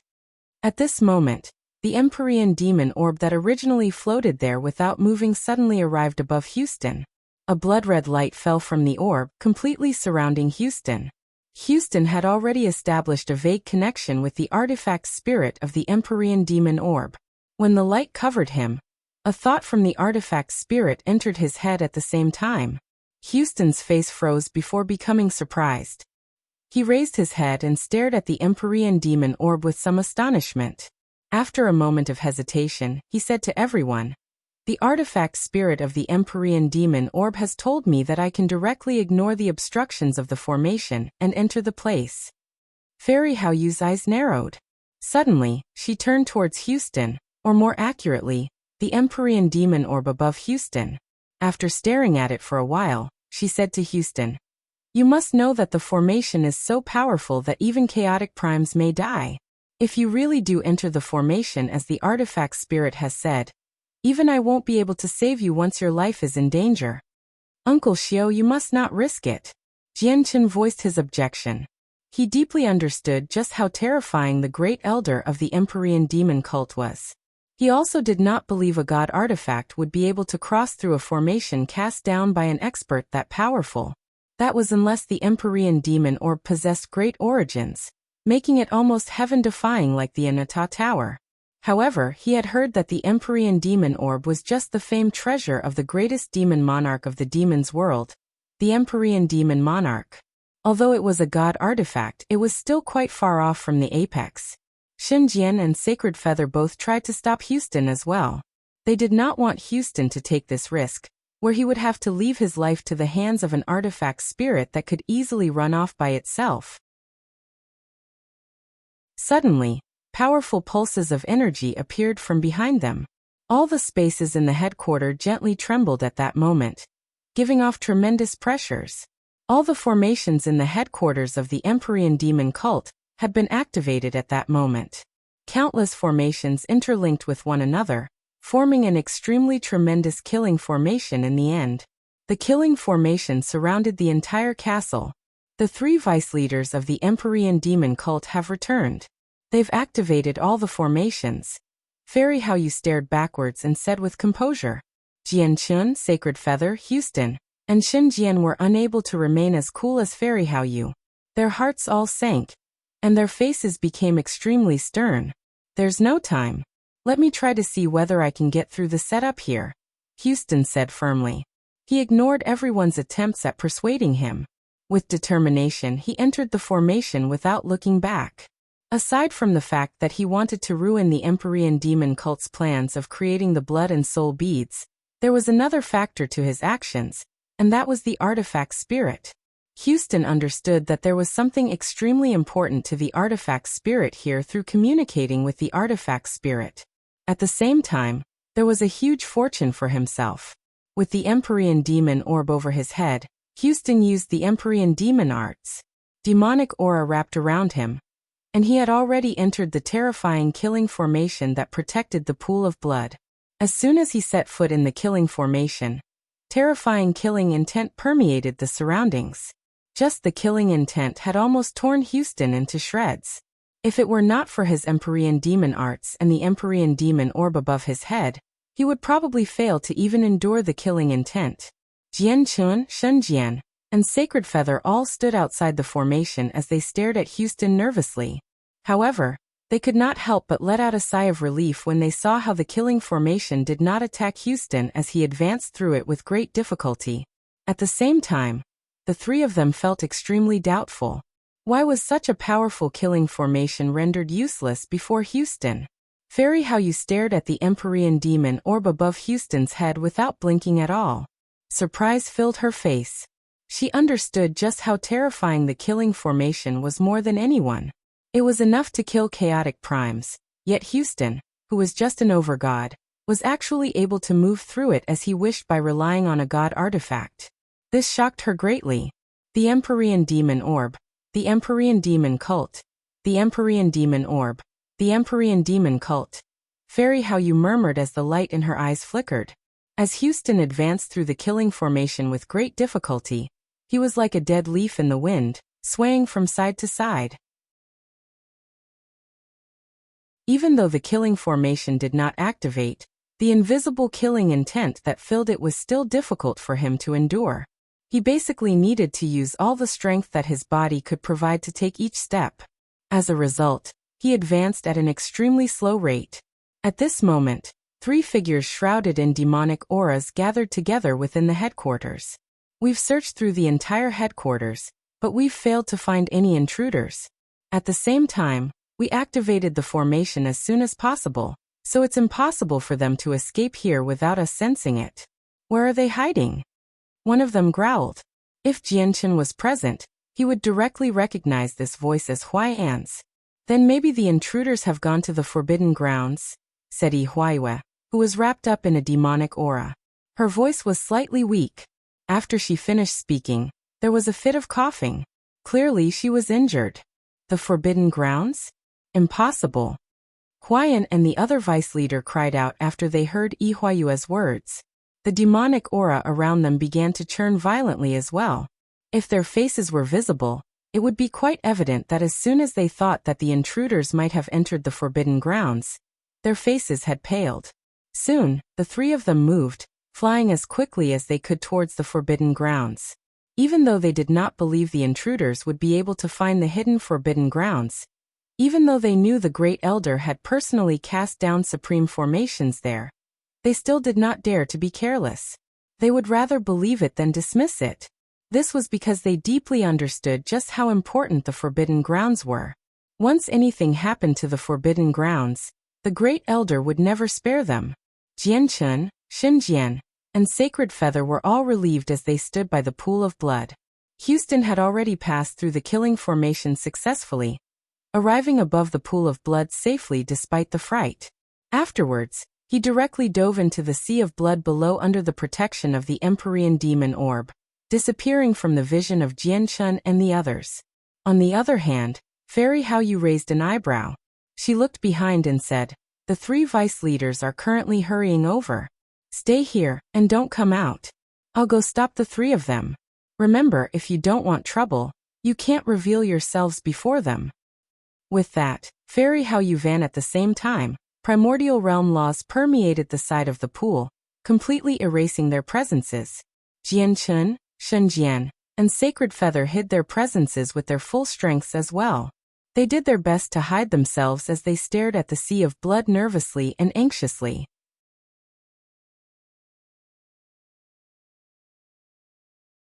Around 5 minutes later, Houston finally resurfaced from the sea of blood.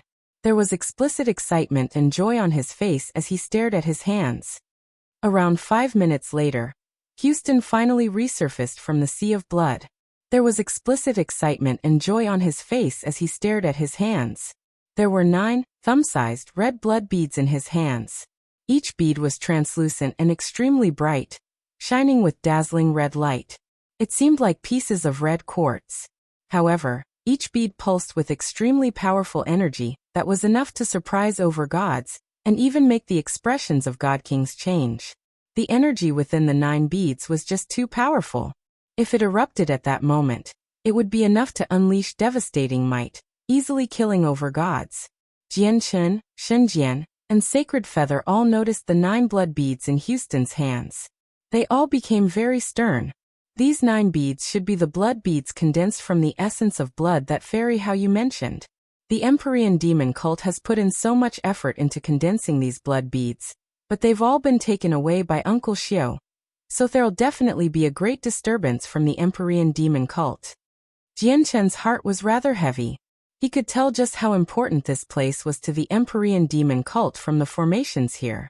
Or in other words, he could tell just how important this place was to the Great Elder of the Empyrean demon cult. If the Great Elder personally came to the cloud plane, he would not be able to imagine the outcome. After taking the 9 blood beads, Houston was just about to leave. Suddenly, he froze slightly and looked at the sky. He looked at the tremendous swirl formed by the chilling winds. After hesitating slightly, he slowly flew up into the sky while the red light from the Empyrean demon orb protected him. Very soon, he disappeared into the tremendous swirl. When he appeared again, another 9 beads of similar sizes had appeared in his hands. They were dark beads. Inside the dark beads was an extremely powerful and pure energy of souls. Now all 9 soul beads and blood beads had ended up in Houston's hands. At this moment, there was a flash. Fei He had returned to their side. When she saw the 18 beads in Houston's hands, her eyes narrowed as well. She said grimly, "The true upper echelons of the Empyrean demon cult will definitely be alerted now that they've lost the blood and soul beads. It might even alarm the Great Elder directly. We can't stay here for long. We must leave as soon as possible. The Empyrean demon cult will probably do something big afterwards." Houston also understood the severity of the matter. After taking away the 9 blood beads and soul beads, he directly flew out, passing through the formation just like before, where it was frightening but not dangerous. However, passing through the formation was extremely difficult for Houston. When he emerged, the terrifying killing intent in there had almost made him collapse. His face was ashen. Fei He was stern. With a flip of her hand, the bright moon divine hall appeared and she said, "Enter the divine hall quickly. We need to leave as soon as possible." The 4 of them did not hesitate at all, and immediately entered the bright moon divine hall. Fei He stowed the divine hall away, and used the laws of the primordial realm to erase the presences and traces they left behind. Then she disappeared with a flash, making her way out of the castle with lightning speed. All the formations in the castle had been activated by now. Countless formations stacked upon one another, interlocking together into one, causing the security of the entire castle to become virtually impenetrable. Fei He's face was cold as her eyes shone with a sharp light. A terrifying presence enough to frighten the world emanated from her. A layer of moonlight covered here as she directly collided against the formation with the power of laws from the primordial realm. Boom! The entire castle trembled from that. Even though the killing formation in her way had combined with all the formations, it still cracked before Fei He's powerful strike, directly collapsing. Fei He did not slow down at all. She continued to give off a soaring presence, ramming her way through layers upon layers of formations that blocked her way like she was unstoppable. She retreated from the castle quickly. Even though the castle's defenses had made it virtually impregnable from both the inside and the outside, there were no killing formations that could stop Fei He in the entire castle apart from the ones that protected the pool of blood. Even when all these formations interlinked with one another, resulting in a drastic increase in strength, it was still unable to stop Fei He. At that moment, the headquarters of the Empyrean demon cult that all the infinite primes on the cloud plane feared, and did not dare to approach was like the back garden of her own house to Fei He. It was unable to stop her at all. Boom! At this moment, a heavy sound suddenly rang out through the entire castle. Fei He formed a seal with her hands, using a technique to smash through the many layers of formations with her full strength, creating a hole in the castle. Afterwards, she emerged from there and completely vanished.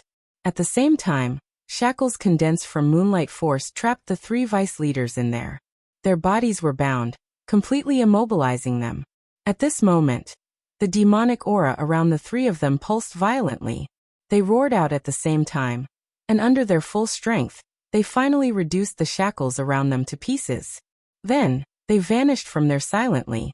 When they appeared once again, they had arrived before the hole that Fei He had created. The 3 of them stared at the hole, and their faces became extremely sunken. This castle is a god artifact with extremely great defenses. Only chaotic primes can smash through this. Once we activate all the formations in our headquarters, even 9th heavenly layer infinite primes can't escape. Yet we were unable to stop this person at all. Which chaotic prime is this person? Let's go to the forbidden grounds quickly. The chaotic prime who intruded on our headquarters stayed there for quite a long time. With that, the 3 of them vanished at that moment. When they appeared again, they had arrived beside the blood pool. They stood outside the formations. Fortunately, the formation is fine. The Great Elder cast down this formation after all. Even if that person possesses the strength of a chaotic prime, it's still impossible for them to smash through it. The 3 of them all let out a sigh of relief when they saw that the formation was completely fine. They could ignore the fact that a chaotic prime had infiltrated their headquarters and killed so many god kings. They could even ignore the fact that there was a huge hole in the castle now. This was because all they needed to do was report the matter, and the higher-ups would send someone to deal with this chaotic prime. The only thing they could not allow was for anything to happen to the blood beads and soul beads in the forbidden grounds. However, when Huayan subconsciously glanced at the depths of the blood pool, his face suddenly froze. It began to pale instantly as he felt intense disbelief. He cried out, why are the blood pearls gone?" The two other vice leaders were greatly surprised as well. They all glanced at the pool of blood. With that, blood instantly drained from their faces. They had almost been frightened to death. "Oh no, the SS soul beads are gone as well," Huiwe said with a trembling voice. At that moment, the three vice leaders all felt rather lightheaded. They had almost lost their footing and tripped. Fear filled their hearts. How? The blood beads and soul beads are all gone. How do we explain this to the higher-ups? Q quick. Report to the Grand Elder.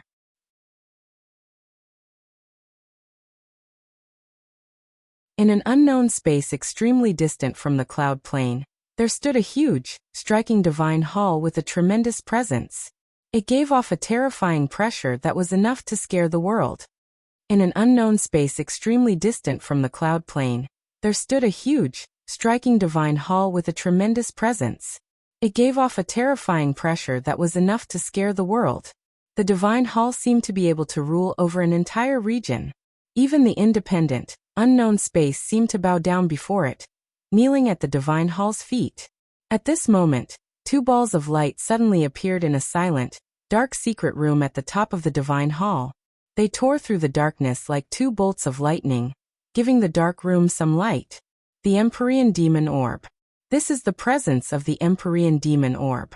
Ning Shuang, have you come to the Saint's world? A trembling, excited voice suddenly rang out in the pitch-black room. It was filled with reminiscence. The two balls of light that had suddenly appeared were actually a pair of eyes that shone brightly. It was even possible to vaguely make out a figure seated in the secret room from the two balls of light. A large body sat there, giving off a terrifying presence that seemed to be enough to make the sky collapse. How many years, just how many years has it been? I've finally waited till this day. I've already prepared everything in the Saint's world. Ning Shuang, we can meet again very soon. The voice filled with reminiscence rang out once again. After 1,000,000 years of preparation, 1,000,000 years of arduous effort, and 1,000,000 years of bitter waiting and eagerness, it was finally happening. Even though the owner of the voice had already forged a heart that would not tremble even if the universe was destroyed, it shook uncontrollably at this moment. He had waited far too long for this day. Master, this one has important matters to report. At this moment, an elderly voice suddenly rang out from outside the secret room. It was filled with respect. Silently, a black-robed old man had appeared outside the secret room. The old man's eyes were deep as if the boundless outer space was hidden in there. As a matter of fact, there seemed to be endless laws interweaving with one another in his eyes, as if the ways of the world were resonating. It was like a tremendous universe was evolving in there. Moreover, the presence that the old man gave off from time to time was enough to shock the world. The old man was extremely powerful. However, he stood outside the secret room politely with his head lowered. Respect had filled his face. Is it about the branch on the cloud plane? The voice in the secret room rang out. Exactly that. Master, this one has just received the news that the 9 blood beads and soul beads that the branch on the cloud plane has used countless years to condense have been taken away by an unknown chaotic prime. The old man said politely. I know this already. You can go. The mission of the branch on the cloud plane has been completed, said the person in the secret room. The old man was slightly surprised when he heard that. Afterwards, he bowed politely and said, This one understands. This one bids you farewell. With that, the old man vanished silently. In the secret room, the person with the glowing eyes began to murmur once again, since the Empyrean Demon Orb has appeared in the Saint's world, they must have come up as well. Sigh, it's just a pity that my original body is still trapped. This clone cannot advance to the cloud plane. The old man directly made his way to a hall after he departed. 7 people had already been waiting there for him. These 7 people also possessed powerful presences. They were all experts of the primordial realm. Greetings, Grand Elder. The 7 people all bowed when they saw the old man. Respect filled their faces. Soon afterwards, one of them said, Grand Elder, according to the images and sketches from the 3 vice leaders from the branch on the cloud plane, we've basically found out who the intruder is. She should be Hao Yu, the person who was ranked 3rd on the God King's throne several 100,000 years ago. Hao Yu is extremely powerful. It's said that when she was a God King, she killed an infinite prime. Her current strength is even greater now. Even if us 7 elders fight her together, we probably would not be able to defeat her, said a beautiful woman who only seemed to be in her 20s. She possessed natural charm, where her actions could invoke an irresistible sense of desire. At this moment, a terrifying pressure suddenly appeared. As if it could squash the sky, it enveloped the entire hall with a terrifying might. Aside from the Grand Elder, the expressions of the 7 other powerful primordial realm experts changed with the appearance of the pressure. The 7 of them felt like they were suffocating from the pressure. They even felt like the surrounding space was pressing down on them. Grand Elder, do you need me to set out and capture the intruder of the branch on the cloud plane? A deep voice rang through the hall. It was cold and merciless, icy and terrifying. The Grand Elder stood there indifferently, where it was impossible to tell what he was thinking. No need. The mission of the branch on the cloud plane has already been completed. We don't need to interfere with the matters there too much, just in case it foils Master's grand plan. The 7 elders looked at one another before accepting the orders. The terrifying pressure that engulfed the entire hall vanished with what the Grand Elder had said. Princess Tian sat in her own residence within the imperial palace of the Shi Empire in the northern region of the Cloud Plain. In her hands, there was an embroidered box that she played around with. She was very much curious about it.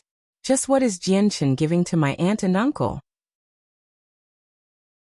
He acted so mysteriously about it, and he even said that my aunt and uncle might like it. Princess Tian murmured softly. However, she did not open the box. She said with some annoyance, "It's a pity that it has been so many days and aunt and uncle have yet to return. I wonder when I can give this box to aunt. And aunt has been in a rather bad mood recently. Jianchen is a supreme overgod, so aunt and uncle should accept a gift from him, right?" Princess Tian felt rather uneasy inside. Looking at the box, she did not feel confident about giving it to them. "Your Highness, the Emperor and Empress have returned." At this moment, a female servant's voice rang out from outside. With that, Princess Tian's eyes lit up. She put the box away in her space ring, and immediately ran out. In the Shi Empire, it was an extremely difficult matter for many of the princes and princesses to see the Emperor and the Empress. There were even some princes and princesses who would never even hold a conversation with the Emperor or the Empress. However, Princess Tian was an exception. Her status in the Shi Empire was extremely special. She could visit the Emperor and Empress whenever she wished. Sienna greets aunt.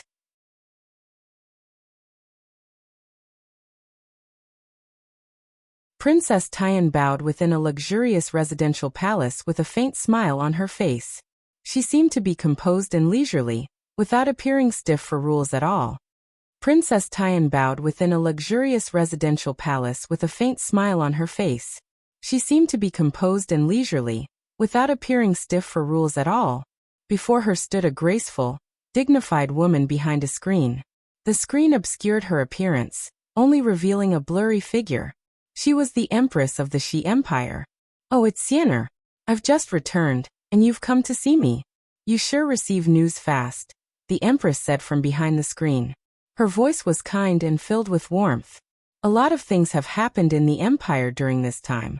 I was afraid that Aunt's mood would be affected, so I especially came to spend some time," said Princess Tian. She seemed considerate, and at the same time, there was a sense of concern in her voice. Sigh. The Empress sighed gently as if there was something indescribable and sorrowful affecting her mood. She seemed rather dispirited at that moment and said, "Sienna, come. Let's talk." "Yes, Aunt." Princess Tian slowly made her way over, and went around the screen, sitting beside the Empress liberally. "All right. Aunt, in the days that you were gone, An extremely surprising supreme overgod appeared in our northern region, said Princess Tian. The light in her eyes flickered as she paid close attention to the Empress' face. Seeing how the Empress did not react too violently, she continued, although this supreme overgod isn't a member of our northern region, he really is powerful. I think there's probably no one in the entire northern region that can rival this supreme overgod, because he can defeat a god king as an overgod. I also heard that the god king was no ordinary god king, but the disciple of a large sect from the Xiandao Empire. What is even more surprising is after the overgod defeated the god king, he was not injured at all. Aunt, don't you think this overgod is powerful? The Empress' expression remained the same. She nodded slightly. To fight a god king as an overgod and achieve victory. That's right, he is indeed a supreme overgod with surprising potential. This strength might even be enough to rival the person ranked first on the overgod's plaque. Even Aunt thinks so. He. I also think that this supreme overgod has the right to challenge the person ranked first on the overgod's plaque. Princess Tian smiled sweetly. Soon afterwards, she seemed to think of something, and she suddenly took out an embroidered box from her space ring. She said, "Oh right. Aunt, when I visited this supreme overgod last time, he said to give this box to aunt or uncle." Reaching this point, the princess paused. She stared at the box in her hand and said in thought, "Inside must be a gift from the supreme overgod for aunt and uncle." The Empress frowned when she heard that. She said, "Xianer, how can you accept anyone's gift for me? It's not like you don't understand this. You better return this box to that person." The Empress left no room for argument with how dignified her voice was. The princess became slightly troubled. When she thought about how stern Jianchen was when he gave the box to her, she understood that the item inside would definitely be special. However, she understood the temperament of the Empress extremely well. Since the Empress was unwilling to take the gift, anything she tried would be a futile effort. "Yes, Aunt. I understand." The princess became rather dejected. She stowed the box away unhappily and left the Empress' residence before long. However, the princess did not forget what Jianchen had told her before. She only needed to give it to the Empress or the Shi Emperor. Since the Empress did not want it, she went to find the Shi Emperor. With Princess Tian's status, seeing the Shi Emperor was naturally no problem. Very soon, she arrived in the Shi Emperor's study room. When Princess Tian met the Supreme Emperor of the Shi Empire, the famed ruler who had basically caused an upheaval through the entire empire when he ascended to the throne, was sitting back in a precious chair sculpted from crystal that had depictions of dragons. He propped up his forehead with one hand as he rested. However, there was heavy exhaustion on his dignified and resolute face. "It's Xianer. Xianer, is there anything you need me for?" the Shi Emperor said. His voice was filled with warmth. He did not move his posture in the chair at all. He did not even open his eyes. At that moment, the Shi Emperor no longer possessed his usual coldness or his usual awe. He only seemed like a lonely and injured soul. "Uncle." Princess Tian hesitated when she saw how exhausted the Shi Emperor was. She originally wanted to give Jianchen's box to him, but she found it rather difficult to bring herself to do something like that after seeing how exhausted he was. Uncle's lost daughter has always weighed on his heart during these years. He is mentally and psychologically torn. Now that he has finally gotten some time to rest, am I really going to disturb him? The princess thought. In the end, she sighed inside and did not choose to take out the box at this time. Fei He had returned to the Tianyuan clan in the Dong'an province with Jianchen and everyone else. They had originally departed soundlessly, without raising any attention, so they did the same when they returned. There will probably be a lot of movements from the Empyrean demon cult soon since they lost the 9 blood beads and soul beads. You have to be careful. You mustn't reveal any traces at all, or no one will be able to save you. Fei He personally cast down a barrier in a secret room deep underground and warned them sternly. At this moment, the Empyrean demon orb suddenly drifted out of Houston's sea of consciousness. It shone with dazzling red light. In the next moment, 10 thumb-sized beads drifted out. The 10 beads were 5 soul beads and 5 blood beads. They drifted towards Jianchen, Houston, Xinjian, Sacred Feather, and Fairy How You. The artifact spirit of the Empyrean demon orb has told me that it's gifting these blood beads and soul beads to everyone to thank you all for your help. Houston passed on the artifact spirit's message. Although these blood beads and soul beads were condensed from the blood and energy of souls from countless lives, the beads have already become the purest crystal after the formations refined them for so many years. As a result, absorbing the energy from them won't leave any side effects behind. Fairy How You stared at the blood beads and soul beads and studied them seriously. She nodded. That's right. The beads have already been refined for so many years that all factors of evil and unstable elements have been eliminated. The beads have become great nourishment, which can increase your strength by quite a lot. Fairy How You glanced at Jianqin when she said that. Afterwards, she swung her arm and sent the beads that had drifted before her to Jianqin. She said, "These beads are useless to me. You take them." Jianqin looked at the beads. He hesitated. Although the blood and soul beads were extremely nourishing, enough for the cultivation of a person to skyrocket, they were still condensed from the essence of blood and energy of souls from countless people. To him, only demonic cultivators would use objects like this to cultivate.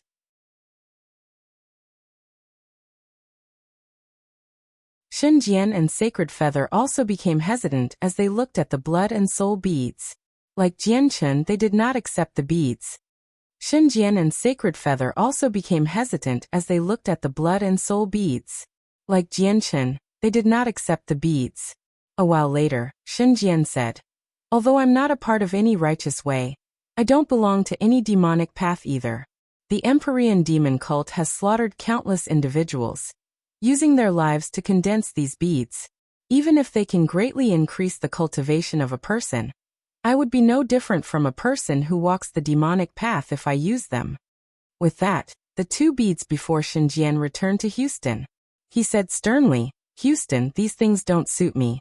However, you practice a demonic cultivation method, so there should be nothing wrong with you using it. As a result, I'll gift these beads to you." Xinjian had spoken these words firmly. Even though the beads could greatly increase his cultivation, they did not entice Xinjian at all. Xinjian is right. These beads are indeed unsuitable for us. After all, we do not walk a demonic path of cultivation while our cultivation methods aren't from a demonic path either. If we use something that was condensed from the blood and souls of countless lives to cultivate, it'll affect our mental state. If it's severe, it might even lead to inner demons, which will affect our future cultivation. Jianqin also gifted his beads to Houston. Even though formations had refined the beads, removing all the evil and unstable impurities from them, their origins were still a little too vicious. Jianqin had his morales. If the beads came from magical beasts or other vicious beasts, he would naturally have no problem with them. After all, he had already accepted such an idea. However, the beads did not come from magical beasts, so he was unable to accept it. "I don't need it either. Uncle Xiao, it's best if you take them for yourself," said Sacred Feather as well, giving his beads to Houston. Houston looked at the 4 soul beads and blood beads that hovered before him. After hesitating slightly, he said, "All right then. Since you all don't need it, I won't hold back. I'll accept them for the Empyrean Demon Orb for now. These items are very useful to the Empyrean Demon Orb. Why would a god artifact need these items?" Fairy How You stared at Houston and asked steadily. Houston shook his head. "Actually, I find this very strange as well. The Empyrean Demon Orb has simply surprised me too much in our trip to the headquarters." Fairy How You stared at Houston deeply and said, "Your Empyrean Demon Orb is probably not as simple as it seems. I tell you to use it as little as possible, and if you can't, abandon it, just in case it dooms you." Houston immediately became solemn. He knew that as a terrifyingly powerful primordial realm expert, Fairy How You definitely would not give groundless advice. Afterwards, Fairy How You looked at Jianqin again. She said, "I'm going to leave. What happened in the Empyrean demon cult will definitely alarm the upper echelons. If I stay, it'll only lead to more trouble for you. You have to be careful in the future." With that, Fairy How You hesitated slightly. Afterwards, she said to Jianchen secretly, I suspect that the Empyrean demon orb is somehow connected to the Empyrean demon cult, but I don't know whether it's good or bad. Jianchen nodded slightly to show that he understood. In reality, he also had suspected that. After all, the formations that guarded the blood beads and soul beads were so powerful that even chaotic primes would probably be doomed if they entered, yet the Empyrean demon orb was able to move through such terrifying formations freely. It simply did not make sense. If the Empyrean demon orb was a god artifact that specialized in suppressing formations, it would be explainable at the very least.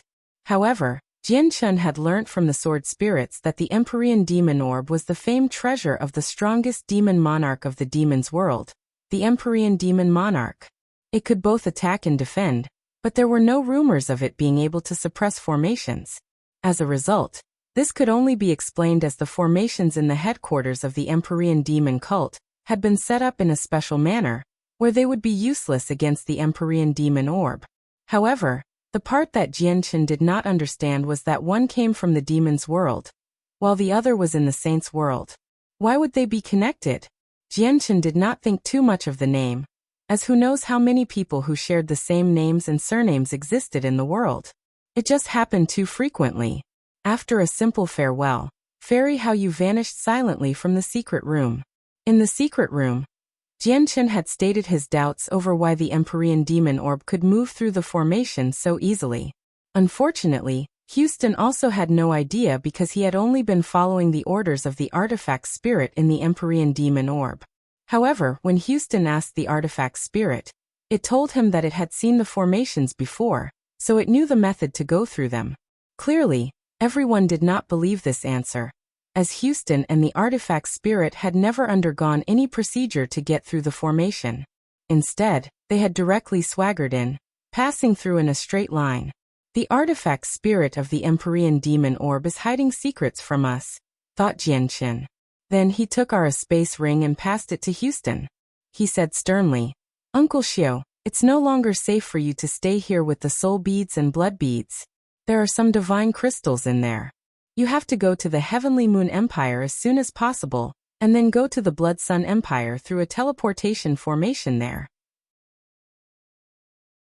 Then, you need to use a regional teleportation formation to go to the Central Region. The Central Region is much more powerful than the 4 other regions. You should be much safer there, so use this opportunity to increase your strength. Houston also understood the severity of the matter. He did not turn down Jianchen's offer.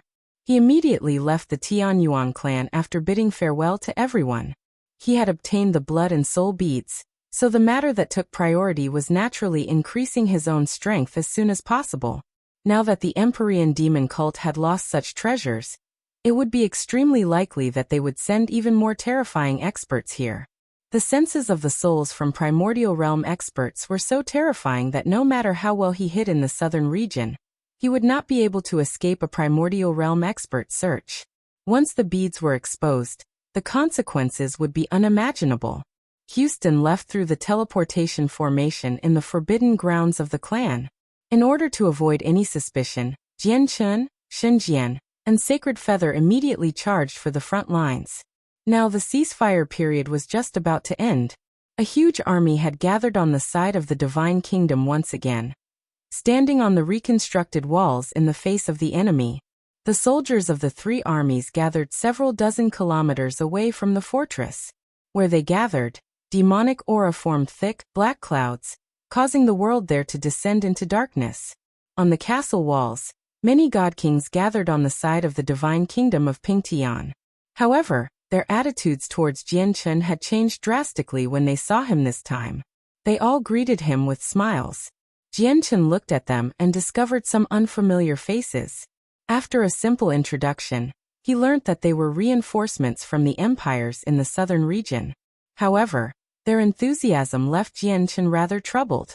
Even if they knew there was a primordial realm expert behind him, there was no need for them to behave like this. Jianchen, I never thought you would defeat a god king in the northern region. That really was shocking. The Divine King made his way over and smiled at Jianchen.